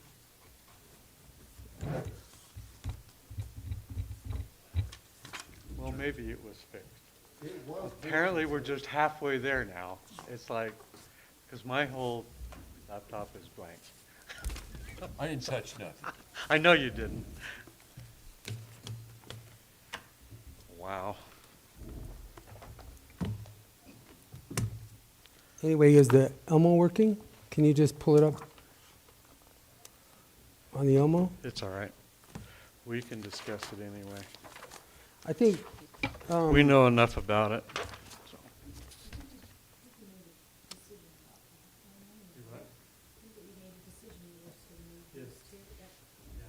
So what was relayed to me is that we're going to take the code number 1155 and 1160 and move that over to the jail, The detention contract correct? Or- is Okay, budget, yeah. detention, jail. Yeah. Sorry, my lack of It's all right. terminology. So it doesn't change the budget as far as dollars and cents. We're just moving one Right, to the other, and then that way that coding is going to be done properly. right. Because it was never, it could never be used, and that's why it never was used, okay? It was never set up to where there was a drop down to do that. And after we've discussed that, it's just a lot easier if we do that way. Okay, so as far as pretrial, it's just going to get moved to the detention, so we're good to go. The overtime stuff, yeah. We still have the training, operating and equipment, and vehicle expenses. Right, Now- three line items that'll stay Right. in. And it looks the, like, yeah, and it looks like I might have to add a fourth one to separate the vehicle expense and the fuel line item, as I found out from an email today. Okay. We've always used in all of those for vehicle expenses, and fuel came out of the vehicle expense line items in several of those budgets. So, Confusion because we've changed over the last few years.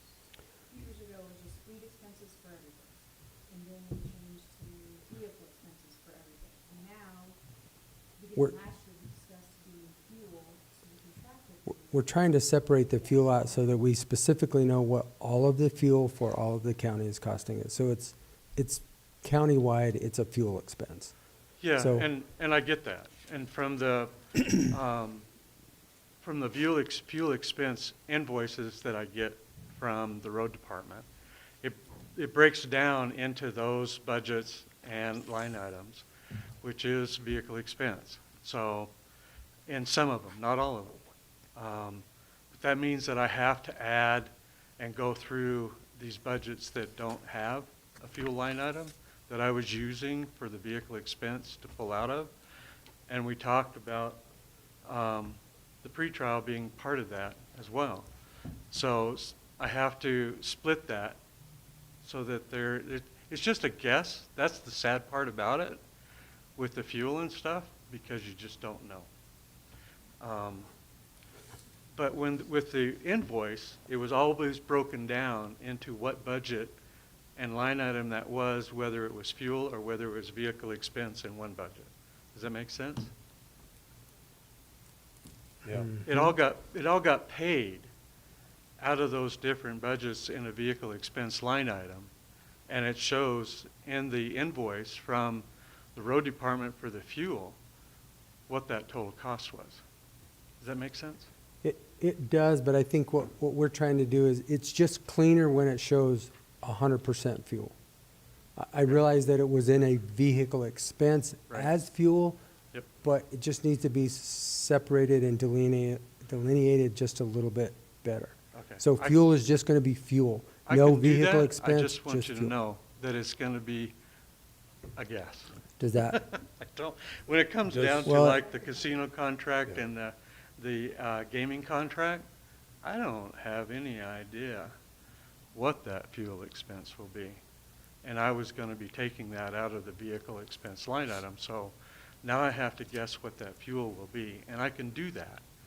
I just want to let you know, how to track that is going to be kind of a challenge to make Is it- sure that that mileage is used, that fuel is used for that particular It's shift. just fuel, Does that make doesn't sense? Well, include oil, We can do fluids, that, anything like but I that. just don't know. The ability to get vehicle maintenance or expenses is separate from the fuel. Okay.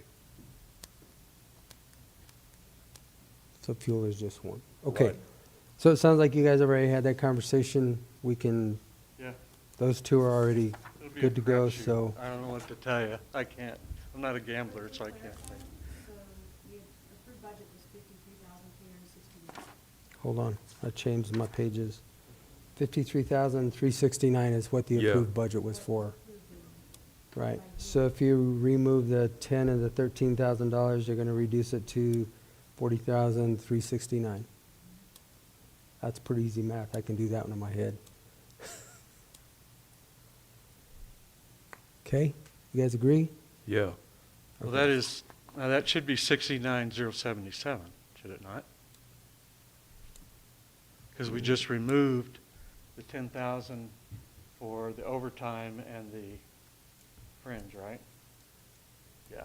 And see, there was 13,872 That's what's in question. collected, Carryover. yeah, that was collected out So of the- 2022. The budgeted amount that we approved was 53,369. So I'm using the column of the budget, Steve, on my book. So what we approved was 53,369. You take away the 13,000, which is 40,369. Those are the numbers that I'm looking at.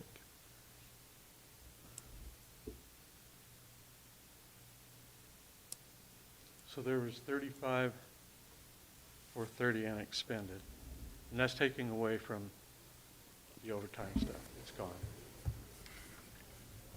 But there was 13,872 collected in just pretrial. That's the only thing that comes out of the projected totals. So what line item were you at? That's in the projected totals for what was gathered in the fees from last year. So this is where we're talking about carryover. Or giving revenue that we brought in towards this, adding it, amending this budget, that's what. Okay, so that's part of the rollover funds. So typically we don't we don't do any rollover funds. I understand that argument, I do. So,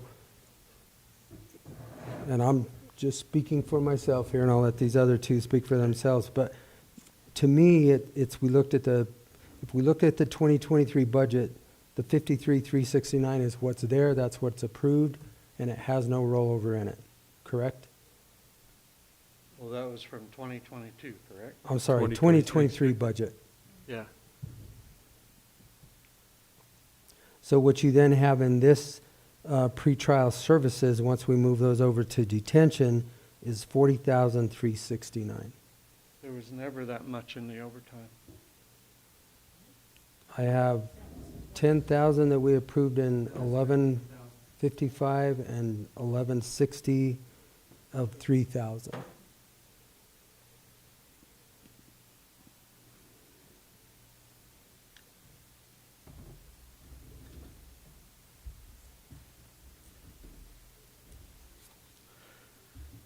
You see, unexpended in the training was 19,950.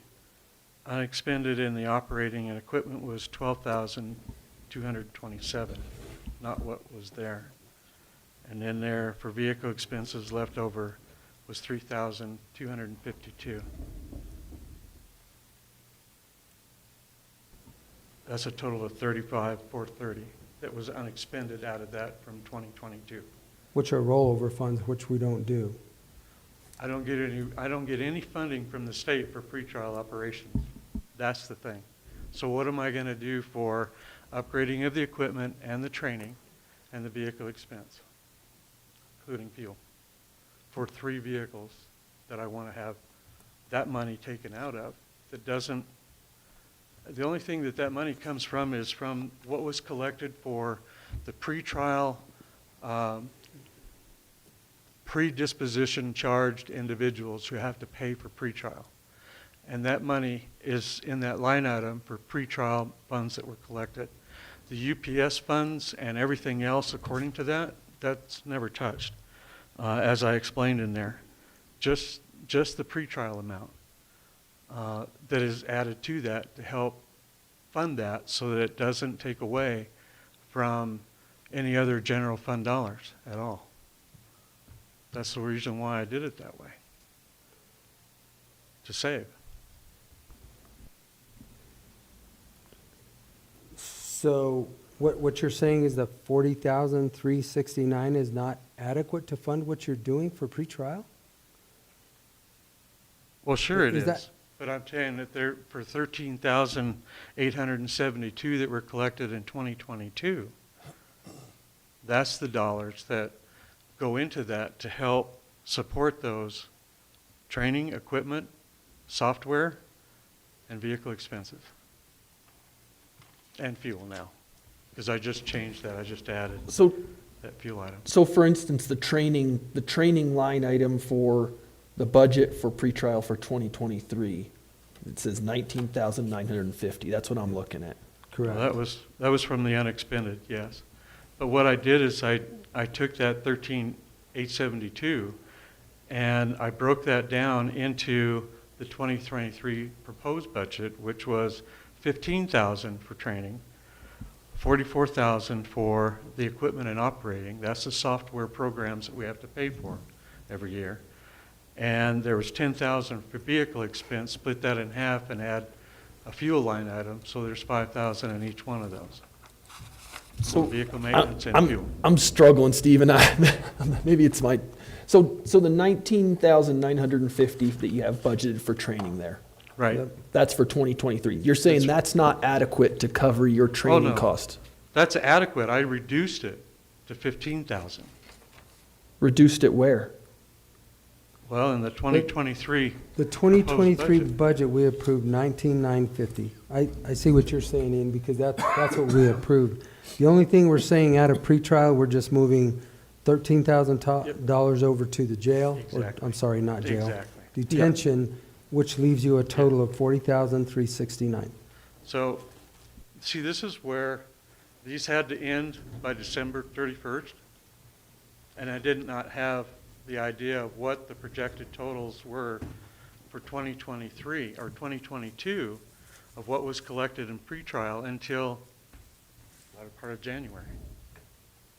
So Sure, 'cause That's the reason why 30 days behind. these budgets have always been proposed to the commissioners after the first of the year so that we know what the unexpended amount was. But we have enough, this is adequate dollars to move forward with. Which is the 40,369. I mean, we just asked the question, it's $20,000 is enough for training. And that means the 13,872 goes into the general fund. That's correct. It's not, it would be then categorized as rollovers, and rollovers we don't give to any department. Or, Well, I'm not going to be able to spend vehicle expense and fuel for $5,000 for a year. That's not right. And But that's what was put in the budget. that's That's what's what was budgeted. left. If you go over that line item, then you go over it.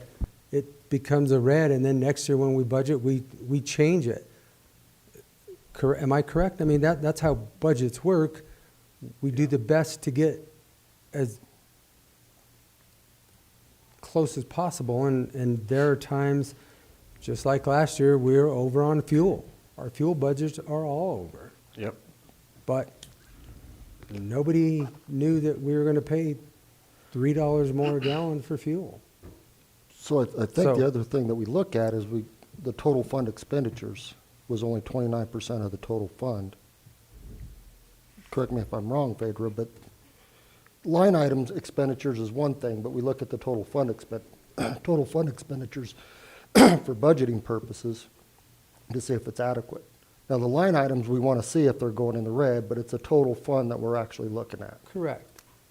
Yeah, you can overspend one line item in the total fund and not spend your entire fund. You're okay. I know that. I don't like to do that, but I know that. The problem is that I get no state funding for pretrial services, which is required by state law. And so I have to keep it going at a minimal amount. And I understand what you're talking about. So if it ever goes over, that's where I'm going to have an issue with that. And I don't want to. So you said you get no state funding for this? Zero. So this is another unfunded mandate? That's right. So, Because when they funded pretrial for other sheriff's offices in the state, they only funded those sheriff's offices that did not have pretrial yet. And those that did got nothing. okay. Yeah. All right. That Well, makes that's no sense. I know, No, it does. It's a conversation that we need to have with some legislators. That's why I'm trying to do the best I can with what I have. So looking at still what was expended last year, we're golden.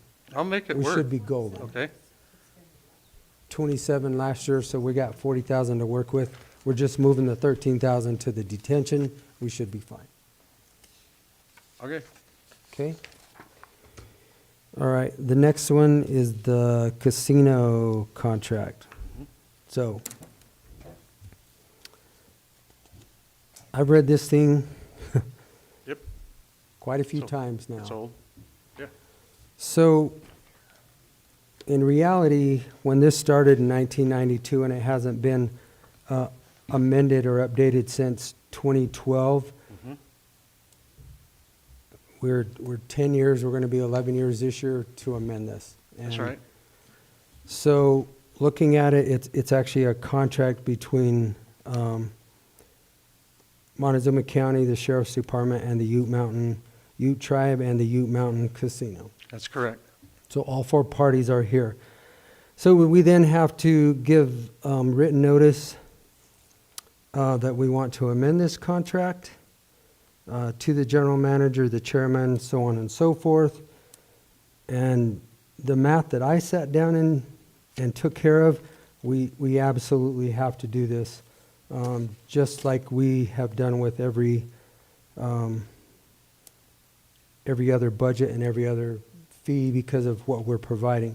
So we're providing basically a security service for the Ute Mountain Casino with this contract, the way I read it. That's right. Okay. So in net present value of dollars, I went to the book and I used a 2% multiplier for 5 years. I used a 3% multiplier for 3 years, and I used a 8% multiplier for 2 years. I'm sorry, 2% for 5 years, 3% for 3 years, and 8% for 2 years, which is the last 10 years. So in 2012, the $75,000, which was the base and net present value, those dollars, this contract is worth $105,540. And that's just the simple math of how that works out, because we have, our expenses are much higher and greater with anything and everything that we do down there. So I think that we should send the letter to them, as it states in this contract, that we need to sit down and renegotiate this contract, if you are still willing to carry on the contract. Now, obviously, that has to be your choice. If you're not willing to carry it on, then we won't renew it in October when it automatically is supposed to renew. But per the contract, we have to give notice that we want to negotiate the current contract as it exists.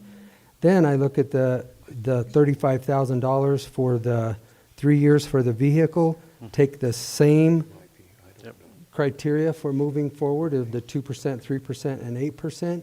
We're basically at $46,000 for the vehicle for the next 3 years. And that's just all based on the inflationary rates of the net present value of dollars today as it would have been in 2012. So, I mean, you know, you could, and I don't have it in front of me, but what did it take to buy a vehicle in 2012? What did it take to buy a gallon of fuel in 2012? What did it take to buy a soda and a moon pie in 2012? We can't even come close to doing that today. So if you're willing to continue on with this contract, I would like to go ahead and send, and we'll make this decision tomorrow. We're just Well, talking I've about already it reached out to the general today. manager, Rick Shear, and the casino, that's the casino general manager. Mhm. Yep. To have a conversation of negotiation. To Okay. renegotiate. So do we need to do that too because of, No. as of the BOCC? You don't need to, but Okay, you so, can be there if you'd like. I Well- think it's Commissioner Copenaper that's assigned to the tribe, right? You and can that's certainly be fine. there. Yeah. I'm just telling you the way I did my math and Mhm. how I came up with the 105.5 because it's just, I it's understand strictly out of the book and it's strictly by inflationary rates for net present value of dollars from 2012 to 2023. Well, So- I understand your math figuring, okay. But for what we do, the contract meets the amount or actually exceeds what we use and what we do there. It does. So, And I understand that. This, Yeah. this is a contract that I struggle with for two reasons. Mhm. Is one, we're competing with private industry.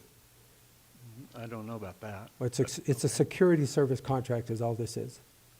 And I asked that right up front, Okay, and you agreed with me. So it's a security service contract. This could go out to another security service, whether it be anywhere around. Sure. It's private you industry. can. So, They don't have jurisdiction on Indian country. I do. okay, Okay. well, then that would be up to them to Yep. deal with. So I just think in net present value, this contract is worth this amount of money. Okay. And that's just my opinion. I'm one commissioner, and I'm not, I'll leave it I at mean, there. just the age of the contract alone. Oh, I know. Begs for, We're, I agree. we're struggling. We continually get contracts now that are 10 years yeah. in the rears, and we need to review these contracts every year because we cannot continue this county the way we are at going 10 years without renewing fees or updating our processes. So I appreciate you reaching out to, what'd you say, Rick Shear? Uh-huh. That we will negotiate the contract. But I can tell you, for me as a commissioner to sign on to it, it's going to have to at least equal the net present value Okay. of today. What are we going to do for this year? Are you going to approve this For budget what? for me to expend funds out of this year? So you still have, so this year you have 100 and, hold on, What? for the casino contract? Uh-uh. What are you talking about? Yeah, the casino contract. Yeah, the casino contract is, I think it said October, right? It rolls over in October if it's not negotiated prior to that. So this year, we have budgeted for the casino contract $148,000. I don't know where that came from, because I got 166, 567. Well, so what we presented in the budget, and it's right here under 1696, we have overtime benefits, operating vehicle expenses, and we have $148,000. That's, that is what's, that's Never what did was that. presented and what was approved in the budget. I didn't present that. I didn't. When we presented the entire budget for everybody and we had conversations of every line item and every budget, grant, so on and so forth, this is what we came up with. And it didn't matter what was approved the year before for 2022. This is what our conversation was when we put the budget together, was 148. Or am I wrong? Faedra, Travis? No, that's what we have that's approved. The 166, 567, 58. We have two budget line items. Is what we have that we spend over the years plus the carries. So that would be the budget. This was the budget. This is what we didn't spend.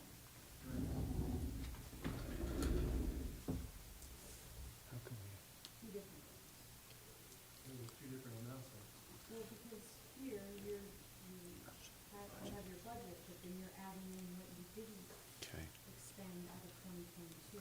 So that's carried over. So again, we just talked about carryover. Carryover is not happening.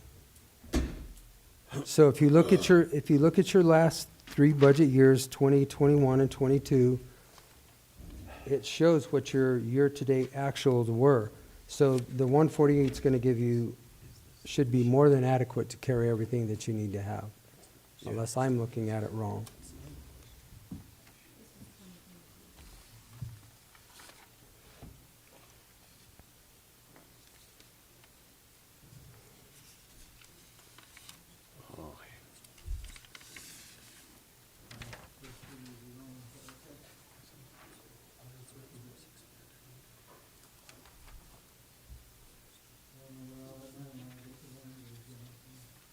All rollover money does go into the general fund.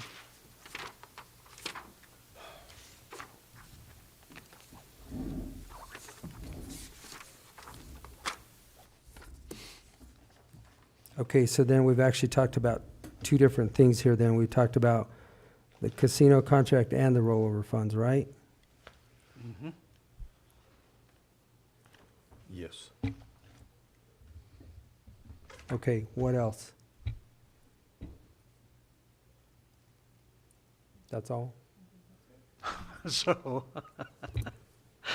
okay. Steve, just a question, this $148,000 for the casino contract, just for my information, is that enough to get this job done?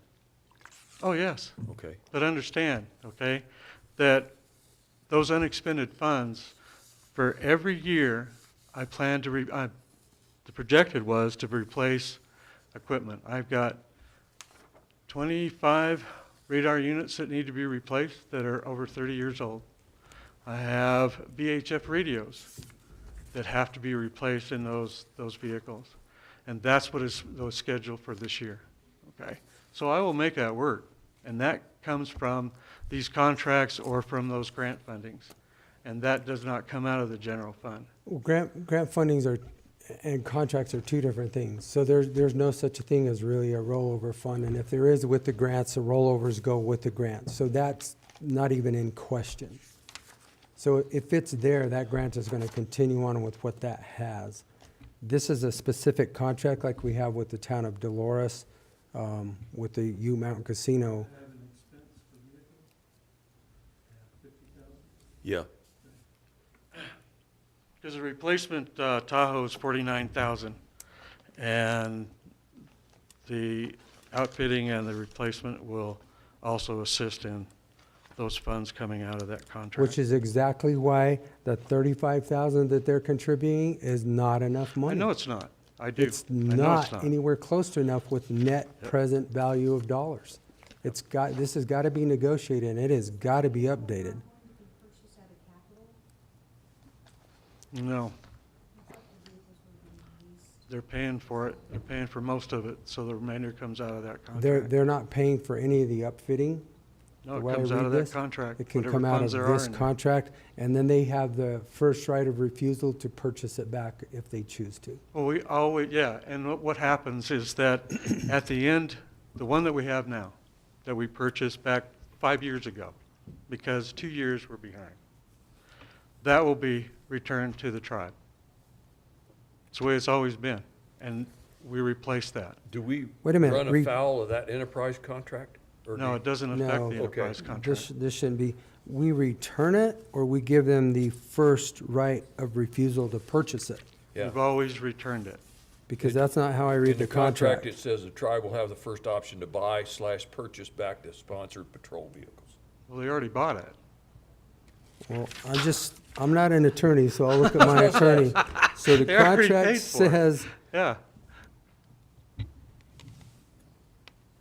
That's the that way it's always been treated. they have the first right of refusal. I wasn't reading that contract to say we would just give it back to them. I think they have an option to buy it They back. have the option to purchase it, is the way I read it. Which one? Line 13, or line 3, I'm sorry. Section 13, line 3. So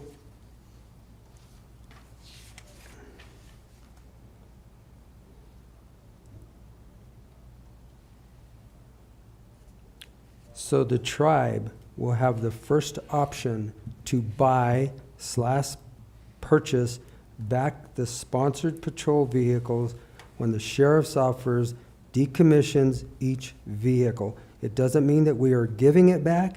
It means that they have the first option to purchase back the vehicle. Okay. So strictly the contract that they put together for us, not my words. I'm just going by the contract. So it has to be purchased back. That's what the contract says. I don't know what's been done in the past. That's what the contract says. So, So what do you think that you're gonna ask for purchase price for an old used Tahoe? Probably the difference between 194,000 and 148,000. I would say there's an know. easy way to look that up. Just go to Kelly Blue Book, NADA, Yeah. value it, and you can make that determination based off of that. Now my computer doesn't even work. And again, Steve, I'm just, you guys give us these contracts and we start going through them, and then, like I said, when we look at a 10-year-old contract, it's like, holy cow. Anyway, I think we've discussed everything we need to discuss. Well, in the 1699, permanent marijuana impact grant fund. 1699. To the county's website, there's $18,000 taken out of overtime. Or for, Or in hell, 16. so we're kind of off agenda now. Yeah, what page you on? Yeah, what page are you well, my on? computer quit, so. Yeah, Can't help it. I don't know, I think you guys are jinxing the heck out of it. I talked to Isaac, he wants to look at your computer. I can't get anything to work. I don't know where that's at. Well, and we're not even on the agenda for it. So I think we need to just table that. 1,100, 1,300, 14. I'm getting there.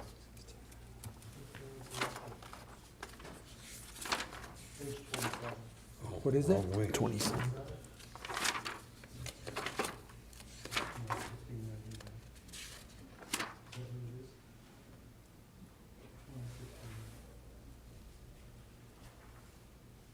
$16.26. Oh, 2 more pages. So which one are you talking about? I don't see 1699 on anything. Yeah, it's right at the bottom of 29. Well, this is something I didn't even know about this one. I know, Oh, So we'll have Gotcha. to look at this one. okay. Yeah. so what's your There's question that. on this one? We need to look at Those were grant funds that, Yep. that we earned and worked, that did not have to be reimbursed. That's why I set that aside, because I saw that the marijuana impact grant funding is dropping drastically. So my suggestion would be, I think this is a conversation that needs to be had, but it's not on the agenda for today. And so I would recommend that we take this up when we have it on the agenda for a workshop or a meeting. Okay. Well, then put the black and gray enforcement 1699 on the agenda for next Monday. Or, For what day? sorry, the 20th. We'll be gone. I gotta next week. check my calendar. Check your calendar. I gotta check my calendar. I don't know about you guys, I tell you. It'll be on a Monday at a workshop. We're gone next week. Isn't that a holiday? Or did that go away? That went away. President's Day's 13th? They're gone? going somewhere. Oh, went somewhere else? Okay. Yeah, they're going somewhere. The I didn't know. 13th? I'm not going. I haven't checked. I'll be around. Okay, I will too. All right. The 20th. Okay. So we'll be talking about black and gray enforcement 1699 grant on that day. Yeah. So we've talked about everything that we need to talk about. We'll get Commissioner Copenhaver with you to negotiate this contract, because that's his district, although we serve all districts, so. Well, I'll reach out to him and see when he's Okay. well enough. There's nothing urgent about it right away, so. No, because I think we have until April before we have to send the letter to say, hey, we need to renegotiate, but if you've already reached out, he's already aware that it's coming. Yeah, already have. Okay. Yep. All right. So the next thing on here was the Mountain Ute Casino contract. We've already discussed it. All right. Do you have anything else for us, Sheriff? Other than checking your calendar.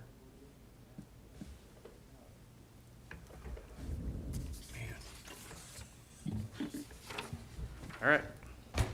Okay. Go see Isaac, he wants to look at your computer, it might be a Yeah, I wanted connection. He said it might be a connection with your computer. Is it that new All right. double log-on security stuff? No, it's not reading between. Okay, Miss Bonnie, we're going to talk about some Noxious Weed Plan. Obnoxious or something. You guys still awake? You bet. Yeah.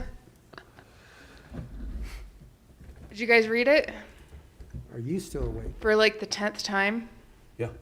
Just different versions every single time. Mm-hmm. So this one, was it easier to read for you guys? Think it'll be easier for the public to understand? I kind of like the goals and objectives on there too. Kind of shows the public what we're trying to accomplish. And then we put a lot of the enforcement stuff in the appendices. That way, if it doesn't really pertain to that person, you know, they don't have to go through it unless they want to, and they can skip to the end to look through that. But do you guys have any comments for me about it? No. Okay. You are lost in the East Bay. There we, All those pretty weeds on the front page. Yeah, Those are pretty yellow. I like those, yeah. Look like little snapdragons. What are you looking at? You're looking at my PowerPoint for tomorrow. Oh. He's in the weeds. He's Not in the weeds. man. Talking about it. Yeah, I'm just talking about the county plan just for the workshop before I request for you guys to approve it. We've gone round and round with it. This is like the 9th revision. I think it's pretty solid at this I point. guess I'm going to ask Ian. Ian, did you see any real issues with this one? I've got a couple comments in it. And I thought I fixed those. Yeah, so, yeah, I think that, it looks fine to me from a legal standpoint. This is one of those things where, Bonnie really knows best how to run her shop day to day. Everything that's in this plan is legally couth. There's nothing that goes against state statute, and certainly everything in here in Other terms than the of. state statute doesn't fund it. Yeah. Yeah. We're working on that, Jim. We're working on it. But I mean, in terms of the nuts and bolts of the enforcement procedures, they do follow state statute, and that's really my job in this whole thing, is to just be sure that what's here lines up with what's in the statutes. So I think it looks good. Okay. from And that then as far perspective. as the goals and objectives, I mean, the advisory board went over those and they like those, so.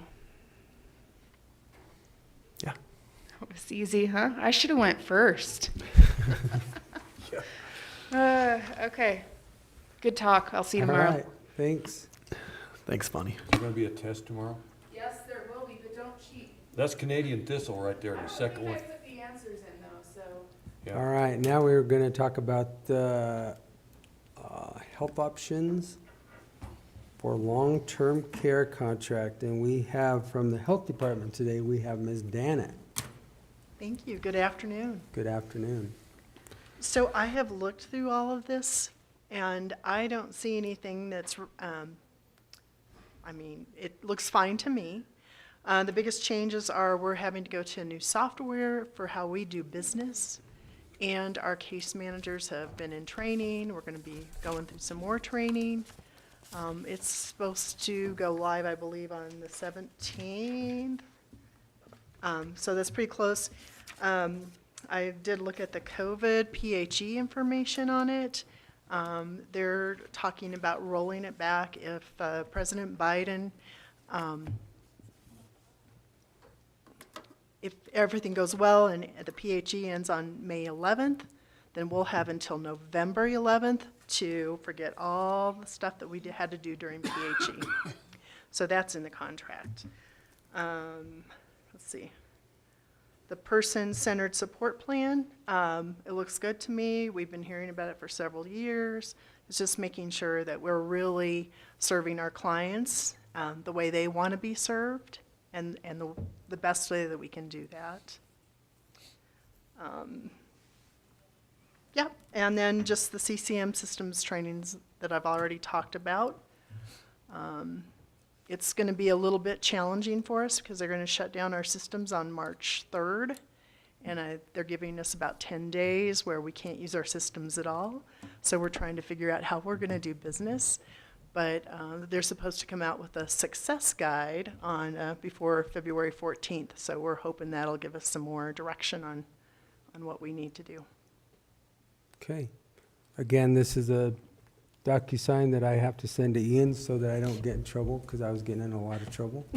And we got the PDF this time, so we've all got a copy of it, and it worked out great. I mean, really, what I was most interested in was the scope of work and whether that aligned with your guys' needs, because this is one of those things that legally, I mean, it's pretty much the same as the original. This is just an amendment, so. Right. As long as the scope of work's good. Phasing out one program and phasing in another. Great. Okay. I think we're set. Thank you. So we can actually approve it and sign it. All right. I would appreciate, I like my job. Thanks, Dana. All right, with that, we have come to the end of our agenda for the workshop for today, February 6th, and this meeting is adjourned.